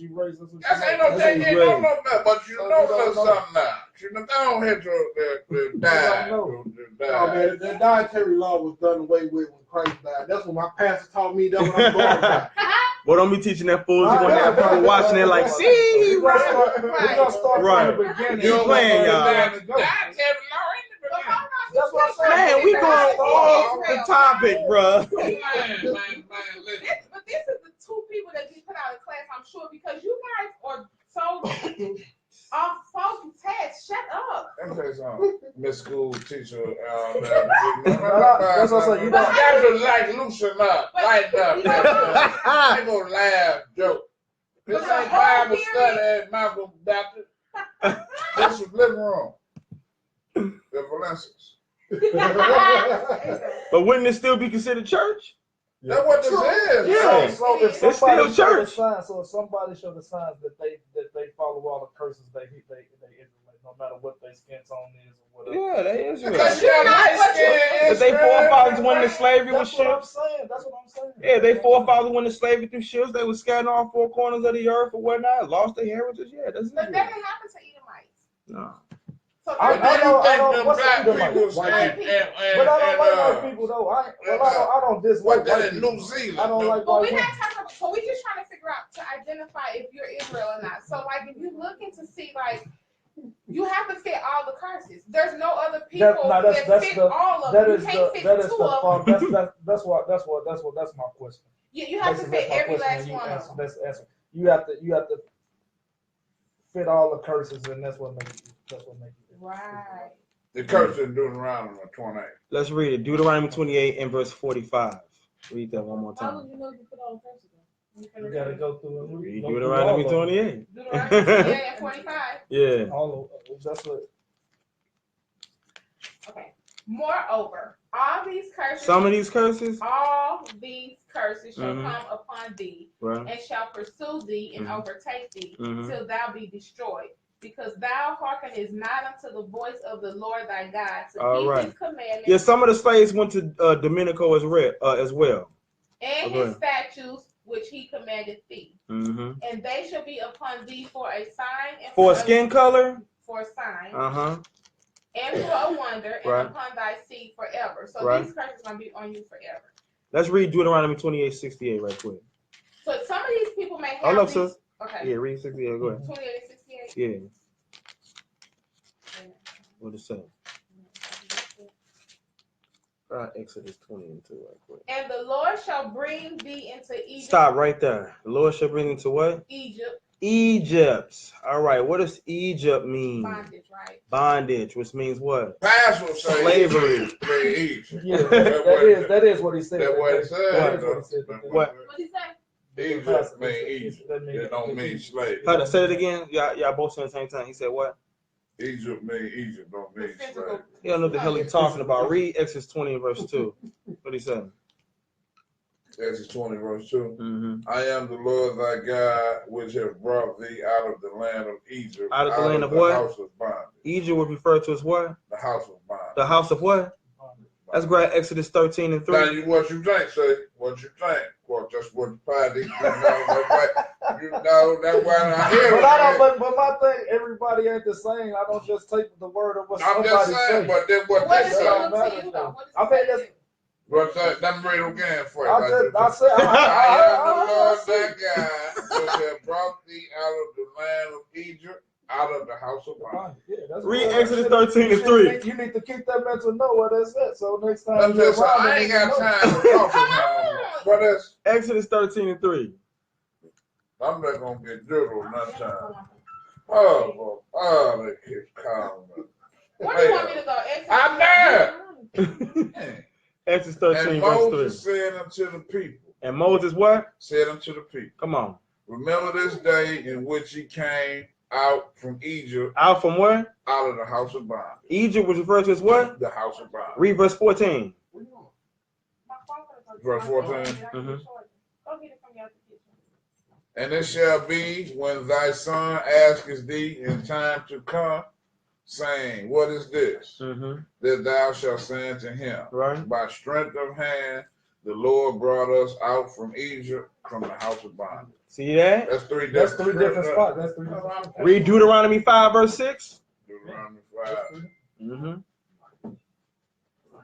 Deuteronomy chapter 5 verse 6. 5 verse 6. Mm-hmm. I'm doing a good job. What's your name? She on the line. She asking questions. Talking to you. 5, 6. Yeah. Deuteronomy 5 and 6. What does it say? My wife said that. I am the Lord. You listen to her? Answer the question. You listen? Come on with it. I am the Lord. Are your thy wife God, watching? which brought thee out of the land of Egypt, Right. from the house of bondage. There it is again. Right? Read 6 and 12. Deuteronomy 6 and 12 as well. Deuteronomy 6 and 12. Why you don't hang with us right now? Okay, 6 and 12. 6 and 12. Then beware, lest thou forget the Lord which brought thee forth out of the land of Egypt from the house of bondage. Grab 8 and 14. Go back to the script that was there. What was it? What was it? Deuteronomy what? We're going right back here. We're going right. I got it. I already got a mental note. I got you. Just hold it. You read 8 and 14? Yeah, 8 and We 14. kind of got off topic. I get. We already know what Egypt is. Okay, Yeah. you know what they we ain't got to read We ain't got to keep on. All right, this last one. 8 and So 14. what Prince say, what Pat say, don't hold no weight no more with you. Right. I done gave up on Diamond. I can't even have a truth. Read No, the but last- he got. I'm again. He gonna come again. He gonna come and sit He down. might too. let That's you what I'm because saying. you was big cuz. Yeah, he gonna come and sit You down too. But you I'm gotta sorry, give something a it's chance. That's what I say. But I'm hungry. I want to know because I want to. No, I wanna know now. Keep saying God. Hey, that's right, bro. When you Hey, bro said, he said there should be no way anybody in this lesson turns and go back into the world. Basically talking about anybody who's listening. You turn and go back into the world. There's no way. But go ahead though, read that right quick. What's one? Deuteronomy 8 and 14. And then we're gonna go back to the one, Deuteronomy 28. Yeah. That's all from today. Yeah, she cold. Then thine heart be lifted up, and thou forget the Lord thy God, which brought thee forth out of the land of Egypt from the house of bondage. There it You're is. gonna make sure you know that that is Because the that's house I said of that's telling what you. the pastor. He Straight said up. that's what the pastor said. Yeah. You just sound like that's my pastor. You remember that? You remember that? You remember that? I do remember him saying though, but when he said Hey, you what just is it? We're talking about people who willfully sin. Like people who say Hebrews that shit 10. he say. We all fall short. Hebrews 10:26. Okay, I'm right there now. I want to get that for you. Oh no, hey, no. I got a better one for him. What is it? In the Apocrypha, Ecclesiasticus 32 and 17. have him look it up and read it out loud. But hold up. Let us read this verse right quick first. Grab Deuteronomy 28. I ain't gonna forget, sis. Oh, this is so good. Let me read it right now. Go ahead. For this idiot right here. Go A ahead. sinful man will not be reproved. He ain't gonna be corrected. But findeth an excuse according to his will. Your name what? We're all fall short. You gonna say 28 and what? What your name No, what? that was 32 And and 17. 17. A simple man will not be reproved. But findeth an excuse according to his will. Not the will of God, but his own will. I know it said don't eat pork, but we don't really know if technically. Right. Shut your ass up. Deuteronomy 28 and verse 68. So we already established that Egypt was referred to as the house of bondage, the place of slavery. The children of Israel came into America. If those are challenging due to history, when you learn about Egypt, a Mitzrayim, you learn that Egypt, I ain't teaching the Hebrew language right now, but I do teach that too, bro. You learn that the children of Israel, or the Hebrews, because it's talking about, you learn, I'm talking about children of Israel. No, Egypt, that's what I'm talking about. Egypt, they had northern and southern Egypt. When they came together to discuss foreign policy, they called it the United States. One would have a red hat, one would have a white and a blue hat. So I challenge you to look that up. This is the new Egypt that we're living in, the new house of bonds, where you got a Egyptian pyramid on the back of the dollar bill.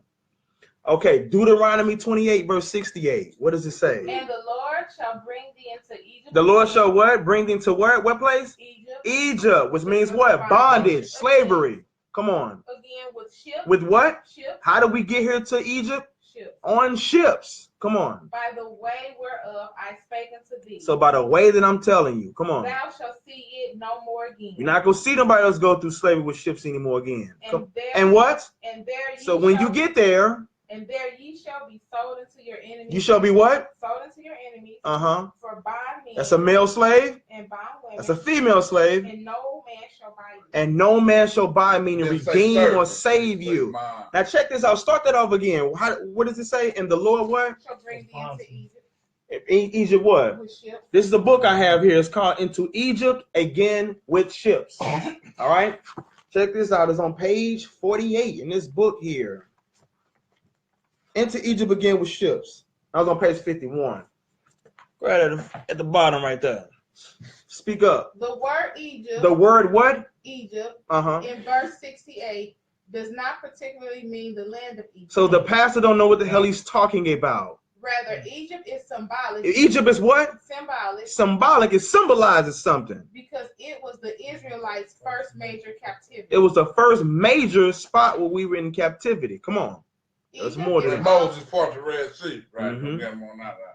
Egypt is also referred to in Exodus 13:3 as the house of bondage. The Lord was making it clear. The Lord was what? Making it clear that Israel's end would be semi-permanent, state of captivity and enslavement.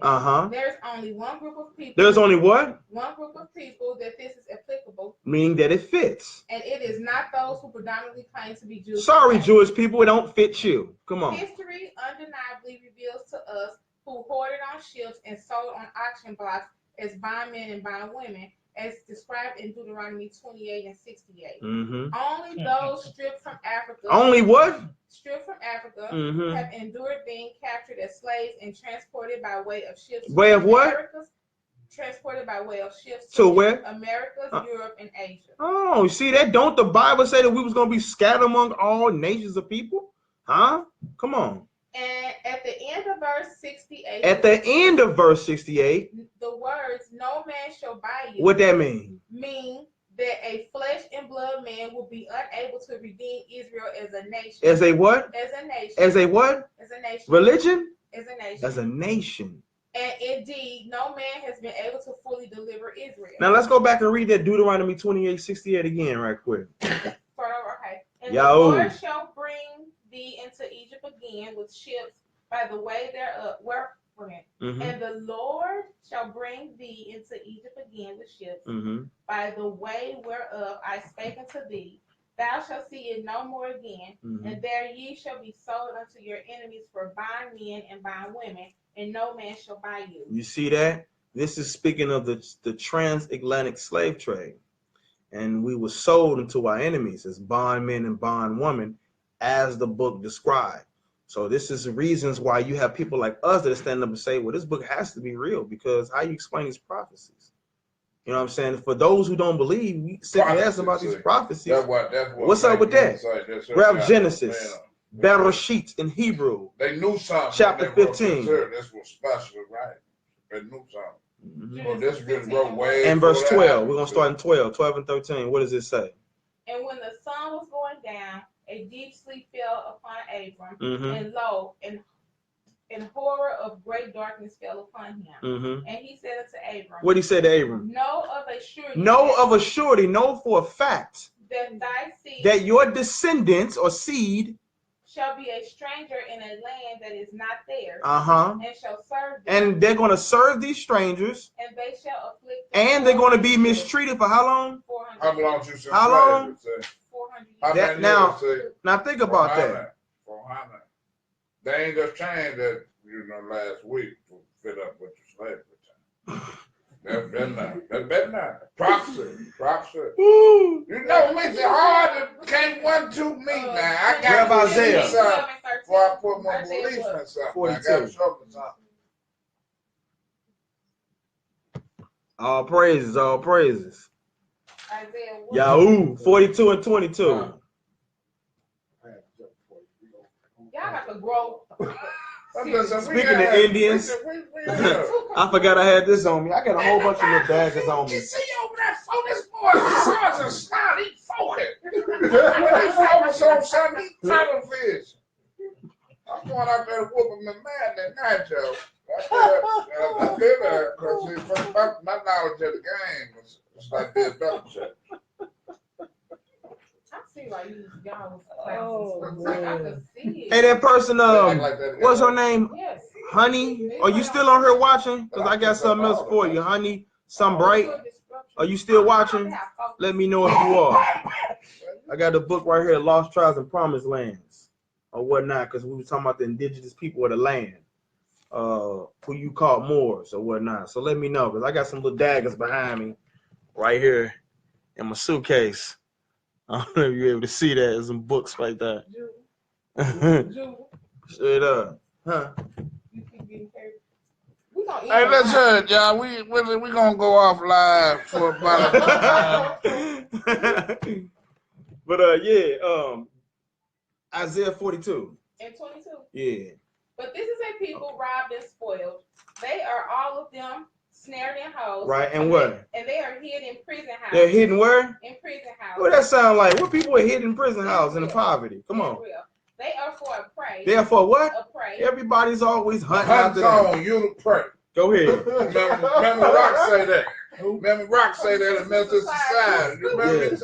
And none delivered. And none delivered. Come on. For a spoil. Uh-huh. And none said restore. And none said to restore. Now check this out. This book right here called Lost Tribes and Promised Lands. All right, dealing with who we call today the so-called Indians.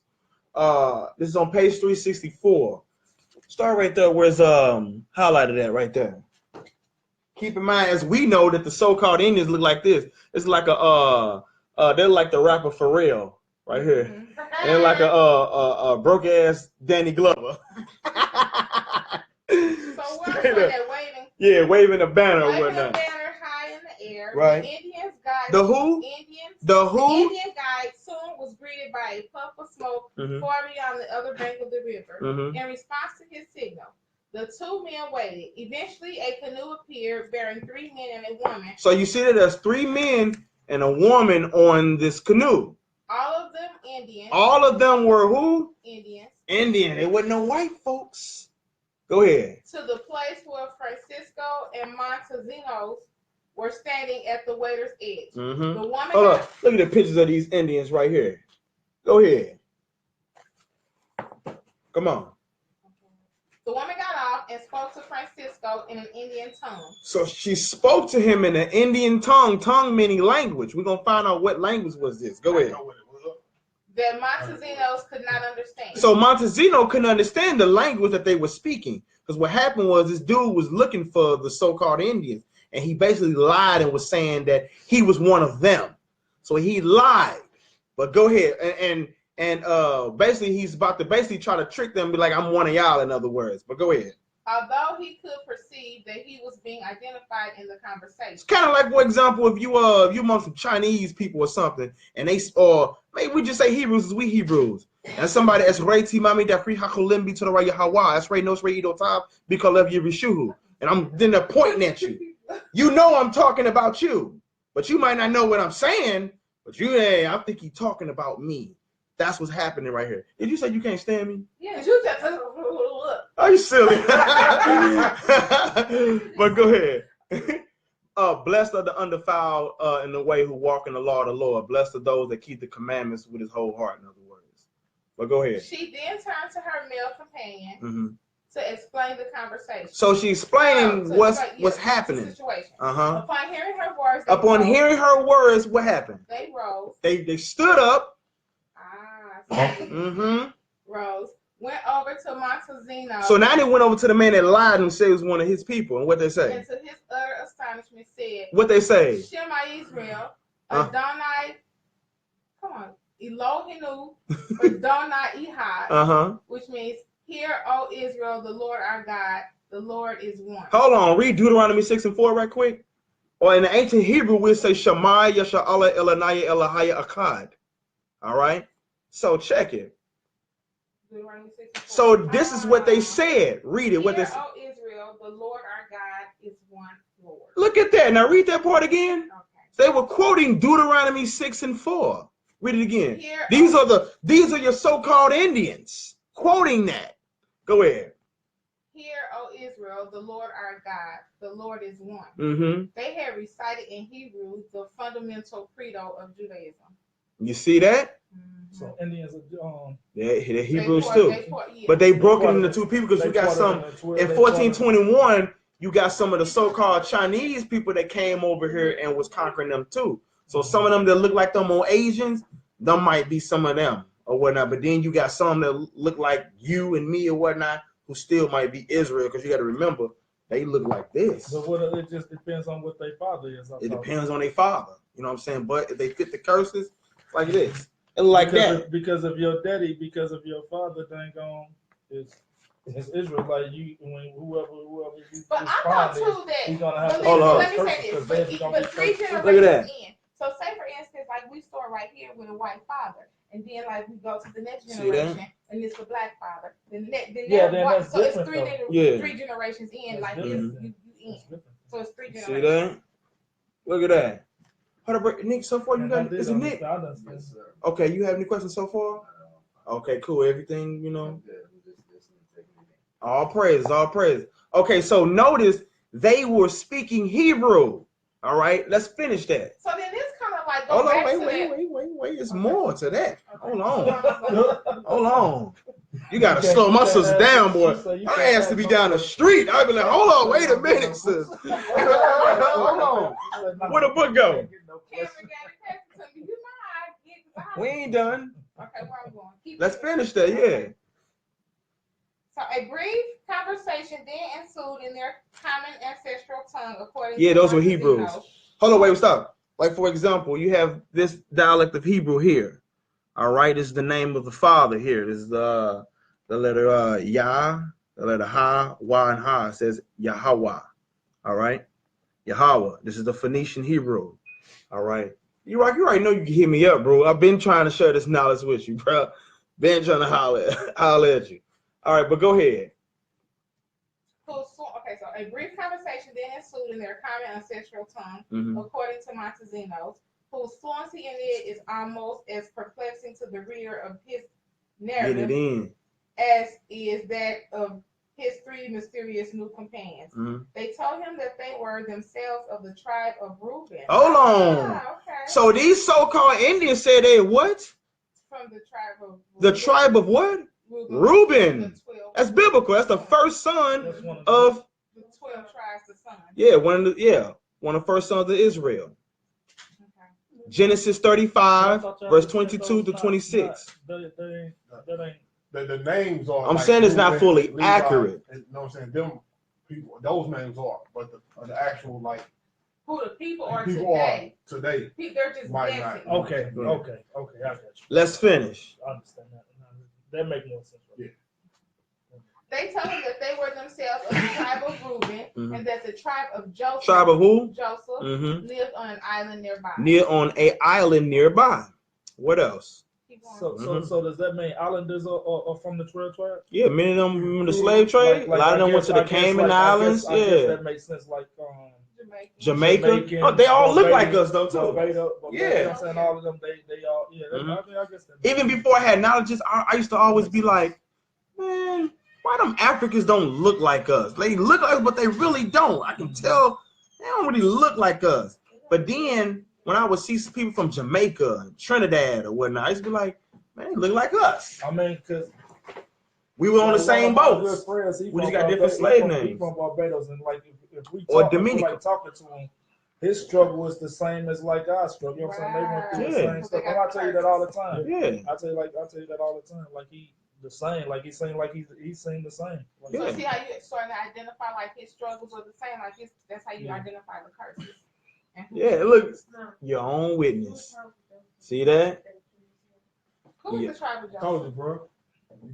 I mean, they on the island nearby. I don't teach that tribe, man. We all scattered. But I'm saying, who is Joseph? Was Joseph one of the sons? Oh yeah, Now, Joe, man, one of his favorite arguments said we started in 1969. That's what it said. All the time. Now, well, we know better than I that. don't argue with you, bro. Not you. I ain't talking about you. That's Darmus what Darmus said. Who is that? Huh? That's my He son. say what started in 1960? He don't know. He just say some stuff like He somebody go on else. He there. go off. Oh, he go off he's what speaking of the somebody else congregations said. or whatnot. Yeah. Okay, first and foremost, even though I don't fool with those camps, let's deal with that right now. First and foremost, there were Hebrew congregations before 1968, 1969. But I don't listen Because you to have a stuff group like that, called But if you you have Go a ahead, if you have what you say. you had a group that's called themselves ISUPK, the Israelite School of Universal Practical Knowledge. They confess to be the first Hebrew Israelite group out here or whatnot. See, what's name? Hebrew 1 put up there on the study. He did? 2 hours. He about 2 hours. You watched it? No, I ain't see it. Oh, it's on him. But I'm watching one more. his Okay, is on my nerves. check it. you said, Check this part out. It's page 133. All right, so check it. Okay. Now you say what year you say? 1969. 1960 what? 1969. All right, go ahead. Before Dr. Garvey published his book, Mhm. The Lost Tribes, A Myth, Rabbi Matthew organized. Rabbi who? Rabbi Matthew. This is a black man though. Go ahead. organized a Hebrew congregation in 1918. What year? 1918. I thought he said it was 1969. It proclaimed that the black people of the United States and the West Indies are the original black people. What year was that? 1918. 19 what? 18. That's before 1968 and 69. Matter of fact, this book was put out about 1968, 1969. She read it from Babylon to Timbuktu. No, that By wasn't Rudolph Dr. R. Who? Windsor. Dr. Who? Dr. Rudolph R. Windsor. But you want to know who the man who said who Oh, posted Rabbi the Matthew? Rabbi Matthew. Yeah, that, Matthew. Mhm. Matthew. Yeah, so straight up. Matthew. Okay. Mm-hmm. Okay. Straight I up. just want to know because he think he be having some points in that thing. Grab Deuteronomy 28. He has no point. See, but the thing is, these little groups out here that giving us a bad name, they link us to all these little damn silly little groups out here. No. When we say we Hebrews, we're not speaking of a group, we're speaking of a nation. Deuteronomy 28 and verse 64. D-Rock, question. No doubt, bro. Deuteronomy 28, 64. Check this out. 26, 28, but Yeah, Deuteronomy 28 and verse 64. Yeah. Here come your answer, bro. And the Lord shall scatter thee among all people. Stop. The Lord shall scatter us where? Among all people. Some people? All. Uh-huh. From the one end of the earth even unto the other. So understand that the children of Israel are scattered among all nations of people. And there thou shalt serve other gods, Mm-hmm. which neither thou nor thy fathers have known, Mm-hmm. even wood and stone. Absolutely. And yes, he wrote a Valley of Dry Bones. I got that. And I got his book, Judea Trembles Under Rome. I have that book as well. Well, I don't know if is this the curse that we're being scattered, or is this just like what we want to do? Yeah. So, that's why you have people that's Muslim. That's why you have Baptists. It's just the curse. It's just the curse. So they not at fault then for following some other God. So they're at fault because we are still subject to contract. Okay. Yeah, contract was established through our forefathers. So, and this is why we went into slavery, because we broke that contract. Matter of fact, grab Ezekiel 39 and verse 22, starting 22. So this is why we going through this, because I used to always ask, well, God is this good God. What the hell is this God when we went into slavery? Why would he allow this? What kind of God will allow this? Not knowing that same God gave you an answer. And then someone write this down. It's going to be a testimony to witness against you. Well, Ezekiel 39, 22. Hold on, let me get that. Ezekiel 39. Mm-hmm. What we're at 39 and what? 22. 22. We're going to start there. I'm ready to go. Go ahead. The house of Israel. The who? The house of Israel. So the family of Israel shall know that I am the Lord their God from that day and forward. Go ahead. And the heathen shall know that. And the who? The heathen. That the house of Israel went into captivity for their iniquity. Read that again. And the heathen shall know that the house of Israel went into captivity for their iniquity. So the heathen shall know that the house of Israel went into captivity or slavery because of what? Their iniquity. Because of their sin. Go ahead. Because they trespassed against me. Mm-hmm. Therefore hid I my face from them. So he hid his face from us because we trespassed against him. And Come on. gave them into the hand of their enemies. Mm-hmm. So they fell. So fell they all by the sword. That's why we fell by the sword. Come on. According to their uncleanness and according to their transgressions have I done unto them, and hid my face from them. You see that? Go ahead. Therefore, thus said the Lord God, now will I bring again the captivity of Jacob, and have mercy upon the whole house of Israel, and will be jealous for my holy name. See that? So he's going to get us up out of captivity, in other words. Come on. After that, they have borne their shame and all their trespasses whereby they have trespassed against me. Right. When they dwell safely in their land, and none made them afraid. When I have brought them again from the people and gathered them out of their enemies' land, and am sanctified in them in the sight of many nations. Then shall they know that I am the Lord their God, which caused them to be led into captivity. Which caused them to be what? Led into captivity among the heathen. But I have gathered them unto their own land, and have left none of them any more there. Absolutely.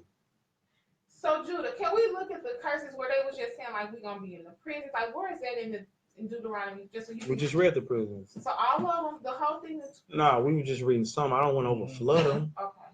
Yeah, you know what I'm saying. You want to nail the hammer to the coffin. Like, I just want to get, you know what I'm saying, with a stick with them right now. You know what I'm saying. But, and bro, you know how like you understand what's going on because you got ear to hear. The Most High he gave other people like they're gonna be stiff and they ain't gonna want to hear it. They ain't gonna have ear to hear it. Like they gonna think what they doing is right. Like Darwin, for instance, Christianity. That's he ain't gonna want to hear this. He's gonna be put to death. Because he don't repent. You know what I'm saying? I got this. I got the house and the cars. And, oh, he's one of those. That's how people is. You know what I'm saying? Yeah, but yeah, he feel like I pray and I got this house, I got this cars, and I got materialistic. So he worships his money. He feels he's blessed. Let's go to Luke 12. I ain't gonna tell that much about that. But what y'all say? It's control. The woman's is Christian, and the thing is, she control. No, I don't think that's the case because if you raise Christian, you know what I'm saying, and that's all you know. That's what you know. I mean, that's all I knew. But I know better. But where's Luke? I can't find who is Luke after.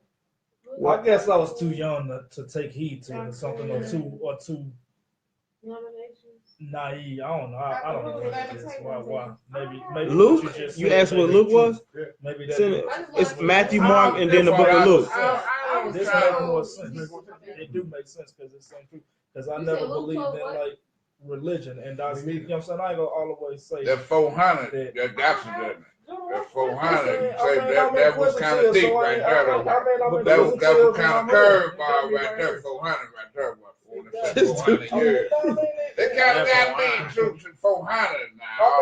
All the stuff is there. It's written in Stallman. Is there. Like, you got to put on all. That's why you can see. You see. What was on light? It was on Old Testament. Oh, okay. And it ain't like a bunch of. I ain't gonna say BS, but it ain't like I'll say BS. That's what a bunch of stuff. Bullshit. That's what it is. I gotta pay this man some money. Right. You know what I'm saying? And but we ain't charged you money. We won't got your son if you got it, love. Matter of fact, before he read that, grab 2 Peter 2. Before we read that or whatnot, the brother was basically saying in a nutshell that what he's hearing now makes more sense than what you hear in the bullshit in the church. He didn't say bullshit. He said BS. But I said bullshit. But what he says is true. But our Bible tells us that. 2 Peter chapter 2 and verse 1. Okay. Did he say but there were false prophets. There were what? False prophets. Also among the people. What else? Even as there shall be false teachers among you. What they gonna do? Who privately shall bring in damnable heresy. They're gonna be bringing in damnable heresies, lies. Even what else? Denying the Lord that brought them. They even gonna be denying Christ. What else? And bring upon themselves swift destruction. And they're gonna bring destruction to themselves. Come on. And many and who? Many shall follow.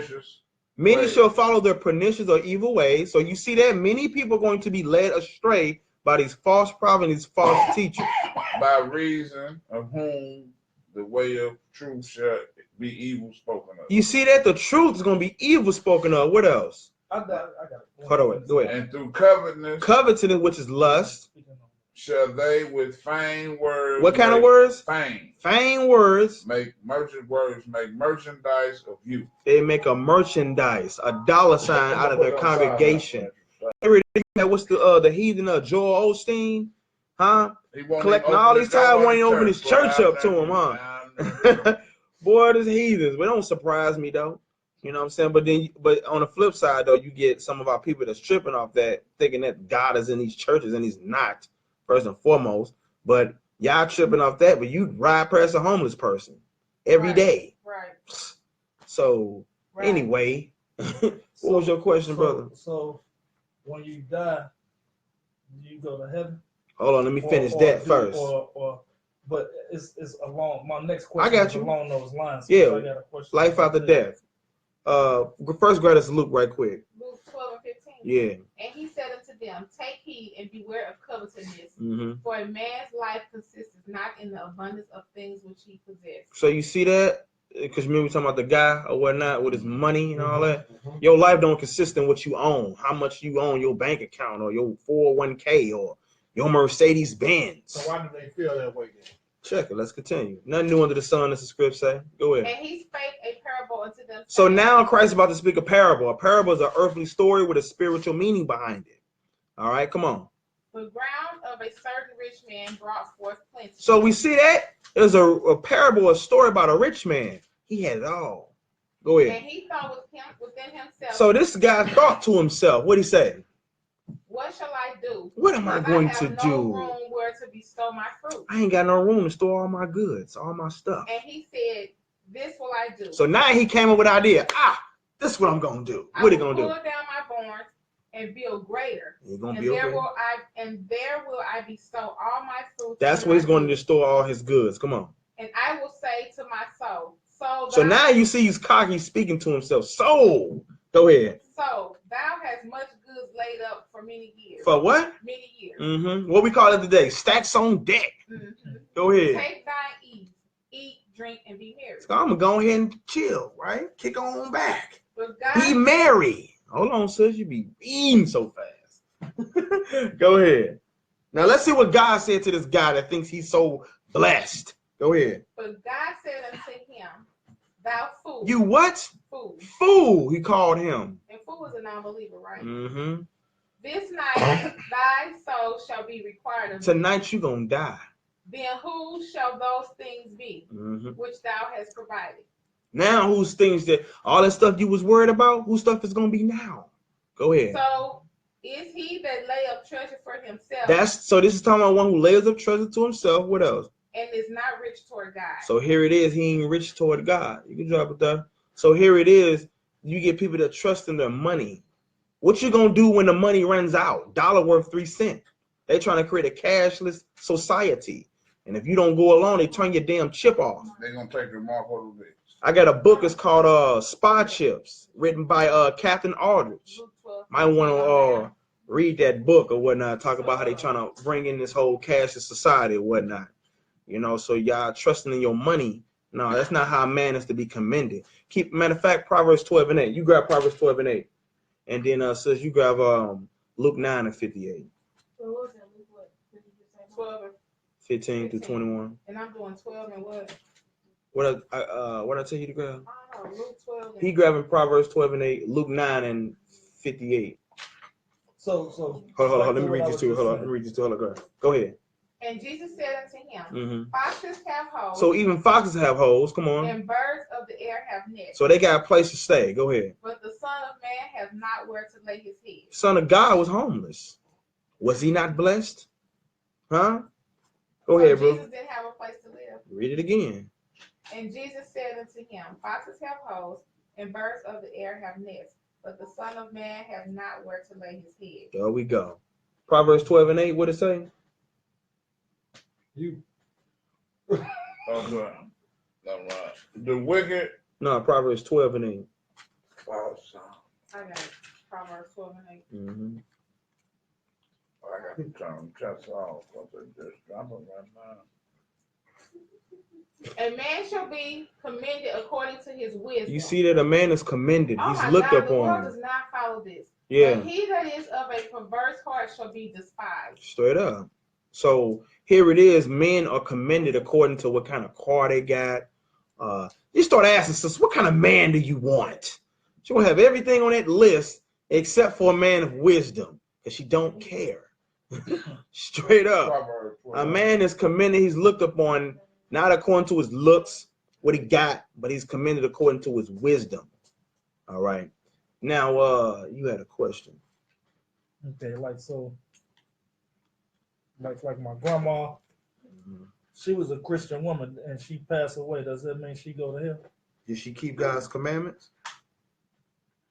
I'm assuming she did. Because she went to church every day, but she followed but My grandma go to and church she every day. She ate pork and ate fish, and did all that stuff too. So that means she broke the law of God. There's a lot of people doing it, and that back in that time, everybody, you know what I'm saying? I like what you just said. But she went to church. But you said it's a lot of. She knew from what she knew. I don't know. So what's the check. That she go to? I'm glad you brought it out because my grandma's in the same situation, but she's still living right now, and she must repent. Not judgment is coming. Now, you said a lot of people that's doing this, right? Let's go to Matthew 7 right quick. I'm just. Yeah, we use them as in general. Yeah, a lot of people doing it. Matthew 7 and what? And you go to Romans 6. Matthew 7 and verse 13. And also, what about the people? Hold that question, bro. Hold that question. Y'all hit me with mean questions. I gotta answer one. Enter ye in at the straight gate. Romans 6. So it says, enter in at the straight gate. Go ahead. For wide is the gate, and broad is the way that leadeth to destruction. You see that? Wide is the gate, broad is the way that leadeth to what? Destruction. That means a lot of people are going to die. Period. Go ahead. And many. And who? Many. There be which go in thread. Many is gonna go in there. They're gonna go into that wide gate. That's going to lead to destruction. See that? And here, grab 2nd Ezra, chapter 9, right quick, verse 15. 6 and what? 23. What it say?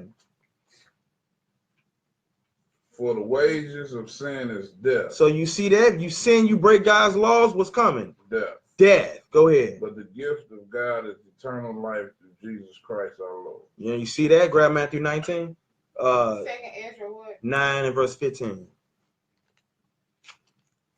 Oh, 9 and 15. Many people ain't gonna make it.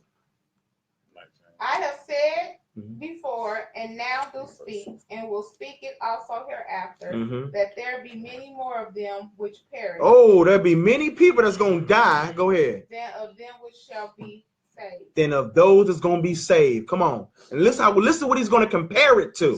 Hold on. Read it. Listen what he's gonna compare it to. Go ahead. Like as a wave is greater than a drop. You see that? He compared it to a wave, to a drop. That means this many people are going to be saved, and these many people are going to die. But let me ask a question according to this thing too, because you said his question was, did she go to heaven? But like nobody is in heaven right now, right? Yes. No. I mean, no. You have what's called the holding bosom, right? Abraham's bosom. But that's not heaven. But I get what he was talking about, though. So he wasn't. Go ahead, ask your question, sis. So when it's too late to repent, when you say die, when you die, it's too late. It's too late to repent. So meaning if you die tonight and you didn't repent, you getting put to death. That second death. But also explain. Oh, wait. One at a time. Let me make sure you got it. Yes. That's what I was going to say. That's what. Explain repentance, because repentance means to turn away from. So once you ask for forgiveness, you can't go back and do it again because that's not repentance. So like people just keep doing the same thing over and saying, God forgive me, God forgive me. I'm sorry, God. Repent. The word repent means to turn away and don't do it again. So, like, if you keep doing it again, that's not true repentance. So that's what the church do. Like, just keep asking for forgiveness. God knows my heart. No. Repent means to turn away. So he forgive you if you do it and turn away and don't do it no more. If you keep doing it again, that's not repentance. You understand what I'm saying? Just my pastor say, just believe. That's all I got to do. So you gotta faith. Not do it again. Because if you do it again, that's not repenting. What about people who were never exposed to the truth? For us, what? You mean like they never had a chance? Yeah. Same for everybody. Many called, but few were chosen. But everybody's not going to get this. So hold up. So the beauty is be thankful that you now had a chance to get that truth. So how could you? Oh, wait. Because everybody ain't going to be so lucky or so blessed. You see what I'm saying? So one of the things we've been led to believe, this is for everybody. No, it ain't for everybody. It's only his elect. Only a few is going to get this. And even like, for example, starting with me, it could be everybody in this room. Everybody who get this truth ain't going to hold on to it. They're going to drop the ball and they're going to be put to death. So if you got the truth, I mean, say you didn't get the truth, or sorry, like what he's saying, Lord didn't choose you. Let's go to John chapter 6. Okay. Oh, wait. One question. Oh, let me deal with that first. Like John 6 and verse 44.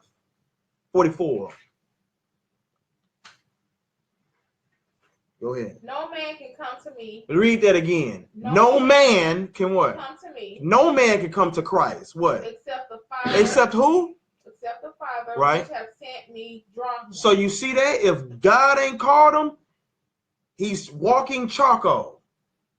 And Set for the raise fire. him up at the last day. The resurrection. So understand that.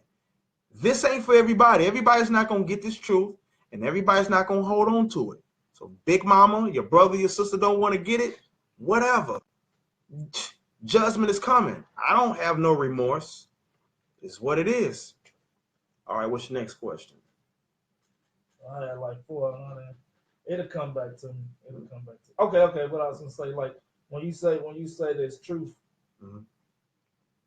this is the truth. So you got the truth. Nobody should not be exposed to the Who truth. got the truth? This is everybody should. I mean, if you was exposed to church or exposed to the Bible, nah. that's Did the you truth. learn The this truth truth is in in the church? Bible. No, I'm just saying if you're exposed to the Bible. Psalms but 111 verse 10. So how's you know, like, Psalms because 111 they verse could 10. be thinking that that's the truth, or 2 Peter 1 and 20. I got you. You know what I'm saying? You understand Every what I'm question saying? you ask, I had the same questions. That's what I'm saying. I So understand. They thinking that that's the truth. Yeah, and they gonna be put to death. The day come or whatever. They gonna die. Glad you. Yeah, I got They you. thought that they lit, but Oh, trust me. Look, I got you. We grab Matthew 7:21. You got app up. Cause what you doing? Man, what does I'm this do? just saying. Yeah, Matthew 7:21. Hold on. I'm just Wait, trying to hold on. Hold on, 'cause I don't want to get thrown off. Hold on, I don't want to get thrown off, man. Y'all know I be freestyling this now. It's 12 o'clock. We gotta wrap up. Come on. Okay, so here it is. The we'll fear. come back another day because I wanna.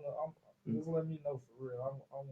You ready? Yeah, go ahead. The fear of the Lord is the beginning of wisdom. Read it again. The fear of the Lord is the beginning of wisdom. So if you want wisdom, you gotta fear the Most High. Come on. Good understanding. And what kind of understanding? Good understanding. Right. Of all they that do His commandments. So the only way you're gonna get a good understanding, you gotta do what? Know the commandments. You gotta do the commandments. I mean, no one keep the law. Yeah, so Christians don't keep the law. They don't have no good understanding. All right, now let's grab what I tell you to grab.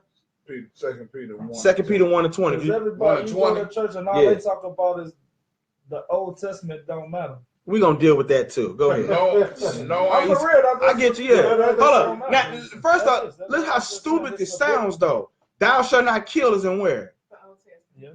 Don't commit adultery is in where? Thou shalt not steal is where? We're gonna deal with that too. Go ahead. Knowing this first, that no prophecy of the scripture Come on. is of any private interpretation. You hear that, bro? See that, Chief?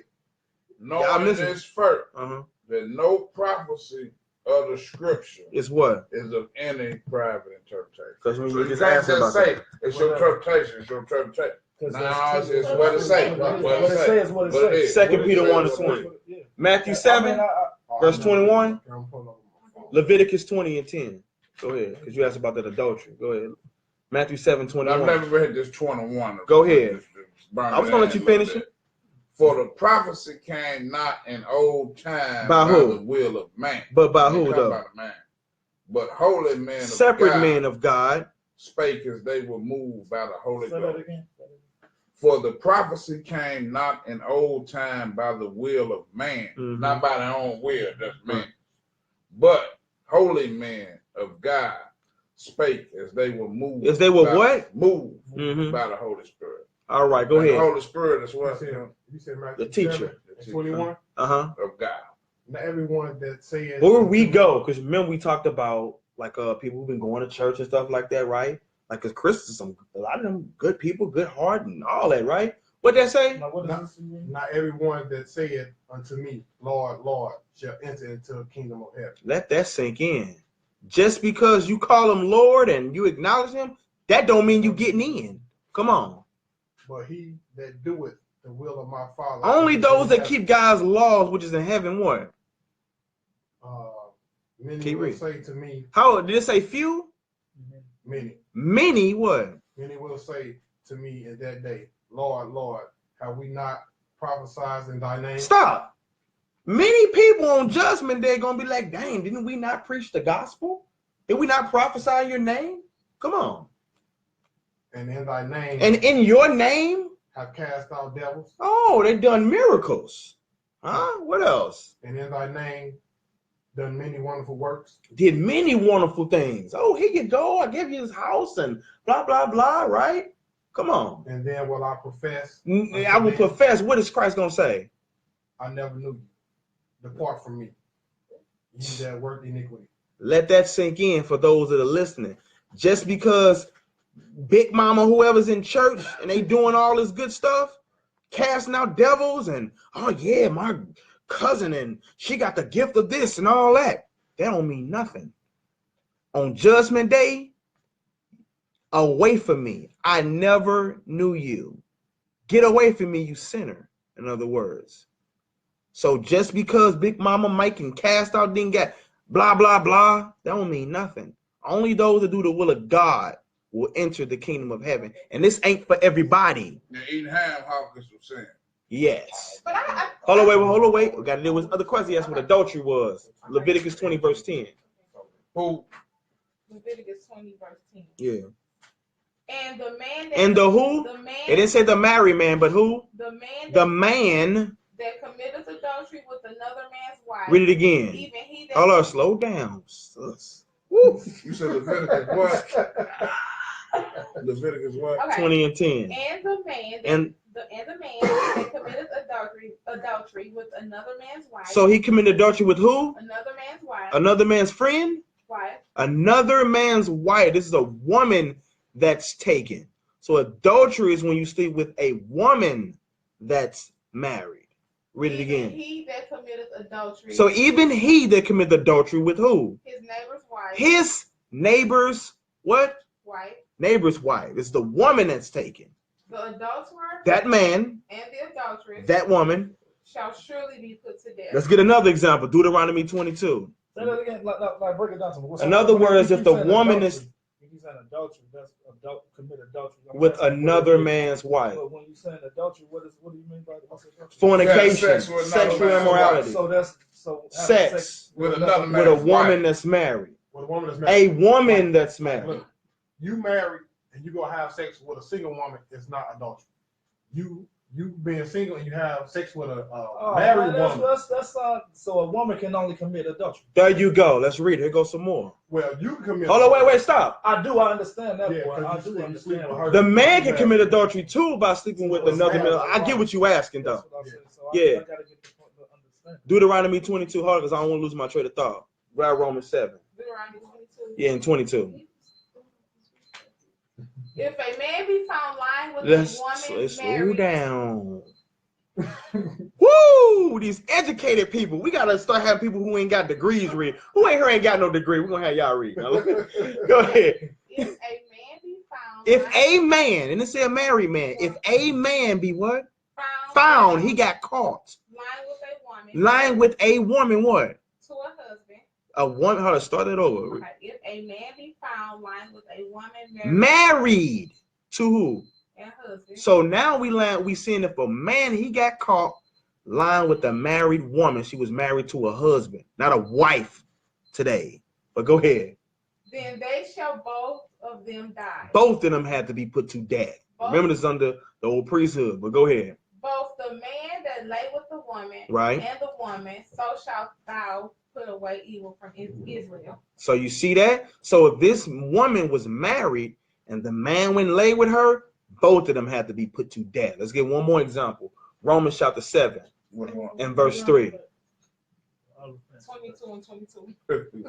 All praises. Repent. Yeah. All praise to the Most High. Straight up. So then if while her husband liveth. If while her husband what? Liveth. Notice it said while her husband liveth. Matter of fact, starting 2, bro. Okay. Yeah. Romans 7 and verse 2. For the woman which hath an husband. So the woman which has a husband is bound by the law to her husband. For how long? So long as he lives. You hear that? You bound to the law to your husband as long as he lives. Come on. If the husband be dead. If the husband dies. She is loose from the law of her husband. Then she's free from the law of her husband. Hold up, wait. What you mean put away? Hold up. Go ahead. We still on adultery yet. So then, if while her husband living, If he's still alive, go ahead. she be married to another man. And then she be married to who? Another man. Uh-huh. She shall be called an adulterer. She shall be called what? Adulterer. She shall be called what? Adulterer. Go ahead.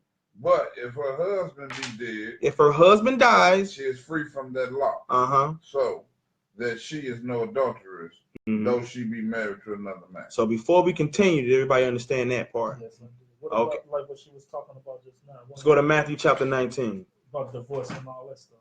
Yeah, Matthew 19. The man could let the woman go, but the woman can't let the man go. Okay? Nah. I just read that. Yeah. Today in Babylon,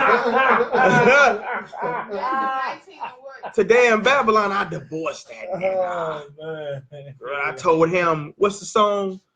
To the left, to the left. You can do that today. To the left, to the left. What's the other song? You better call Tyrone. Call him. Oh, I ain't done. So you can do that in Babylon. Hello? All right, Matthew 19, starting. We get right to it, starting now. 9. Yeah, this is what the Messiah said. And I say unto you, go ahead. Whosoever shall put away his wife. What that mean? Divorce her. So read that one more time. This is another verse that they'll use to try to be like, oh, you polygyny. And they twist this scripture that's talking about divorce. What do you mean when you say polygyny? Let's deal with that one first. More than one wife. Yeah. And I say unto you, whosoever shall put away his wife. Hold on, wait. Come on, y'all. It's late. We need to break. What you talking about? It's 12 o'clock. Okay, go ahead. Okay. We're going to end it with this, and then we'll deal with other questions later. And I say unto you, whosoever shall put away his wife. Whosoever shall what? Put away his wife, which means divorce her, except to be for fornication, and shall marry another. And shall what? Except be for fornication. Meaning you could divorce her for fornication. Oh, okay. Go ahead. And shall marry another, committeth adultery. Matter of fact, oh, my bad. Keep going. And whoso marrieth her which is put away doth commit adultery. Now check this out. Here come the dagger. Grab Mark 10 right quick. Hold on. What that mean? What that mean though? He wrongfully put that woman away. You go and marry her, you commit adultery. Period. So I can't divorce my wife? If she violated, what she do? You can't just divorce her because she cooked. You don't like the way she cooked the eggs. I got into an argument. No, you can't do that. Just because you want to get loose. Yeah, no, you can't do that. You can't just be putting her away. Yeah. Oh gosh, I remember Matthew 19. That's why you can have more than one wife to you. Check it. Grab Mark 10 right quick. Book of Mark, chapter 10. Man, this. Mark 10 and what? Mark 10 and 12. And it's another reason, like, you got, like, non-believers. They don't want to subscribe to this. Why? Because there's too many rules. Yeah. Nigga, you're going to have to change your life around. It's easier to just be wicked. You know what I'm saying? That's why we read earlier, a sinful man will not be reproved. You don't want to read that too. He's going to find an excuse according to his will. Not true, but I'm talking about in general sense here. But go ahead. Mark 10 and 12, what it say? And if a woman shall put away her husband. Y'all hear this, ladies? Listen up. What it say? And if a woman shall put away her husband. What that mean? If she divorce her husband. So the hell with the so-called government is saying, for you, legal don't always mean right. I divorce him. I got legal paper. It don't mean right. Slavery used to be legal. Is that right? Huh? So here it is. Today they will allow the woman to divorce the husband. Read it again. And if a woman shall put away her husband and be married to another. And she go and marry another, what happens? She committed adultery. She committed adultery. And that goes for those who got engaged too. What's say about your single man? About as far as what? But I do have a question about single because he being ignorant. I'm for myself. I'm single man. This is my question. So, what's your question? So if the wife was put away, like she put away for what? Because the husband put her away. Why? Because he woke up this morning and said, I don't want to be married no more. No, I don't work like that. But I'm saying, but if that happened, and then she remarried, is she still like committed? She what? And she remarried. Mark 10 and 12. Let's go. I mean, Mark 10. Let's go back there. Mark 10 or 12. Mm-hmm. Mark. 10 and 12. That's what I meant. Mark 10 and verse 11. And he said unto them, whosoever shall put away his wife and marry another committed adultery against her. See But what that? if the wife got married to somebody else? Read it again. Read the next verse. And he said unto them, whosoever. No, next verse. Okay. And if a woman shall put away her husband and be married to another, she committed adultery. Is that what you're talking about? No. If What you asking? If he put her away, Mm-hmm. then later on He wrongfully put her away? That's still his woman. And she What if can't he go on and rightfully put her marry away no then? else. Right, then she can go and marry. If he rightfully put her away, will she commit adultery or something? He can put her away for that. And she can marry again. Yes. And it's not adultery. No. Oh, Okay. what you say about Becky? I don't know. I know. Hey, we're gonna go ahead and end this here. I know. I got a quick question for you. We can still do it. I'm just gonna end it. But go ahead. Concubines and wives.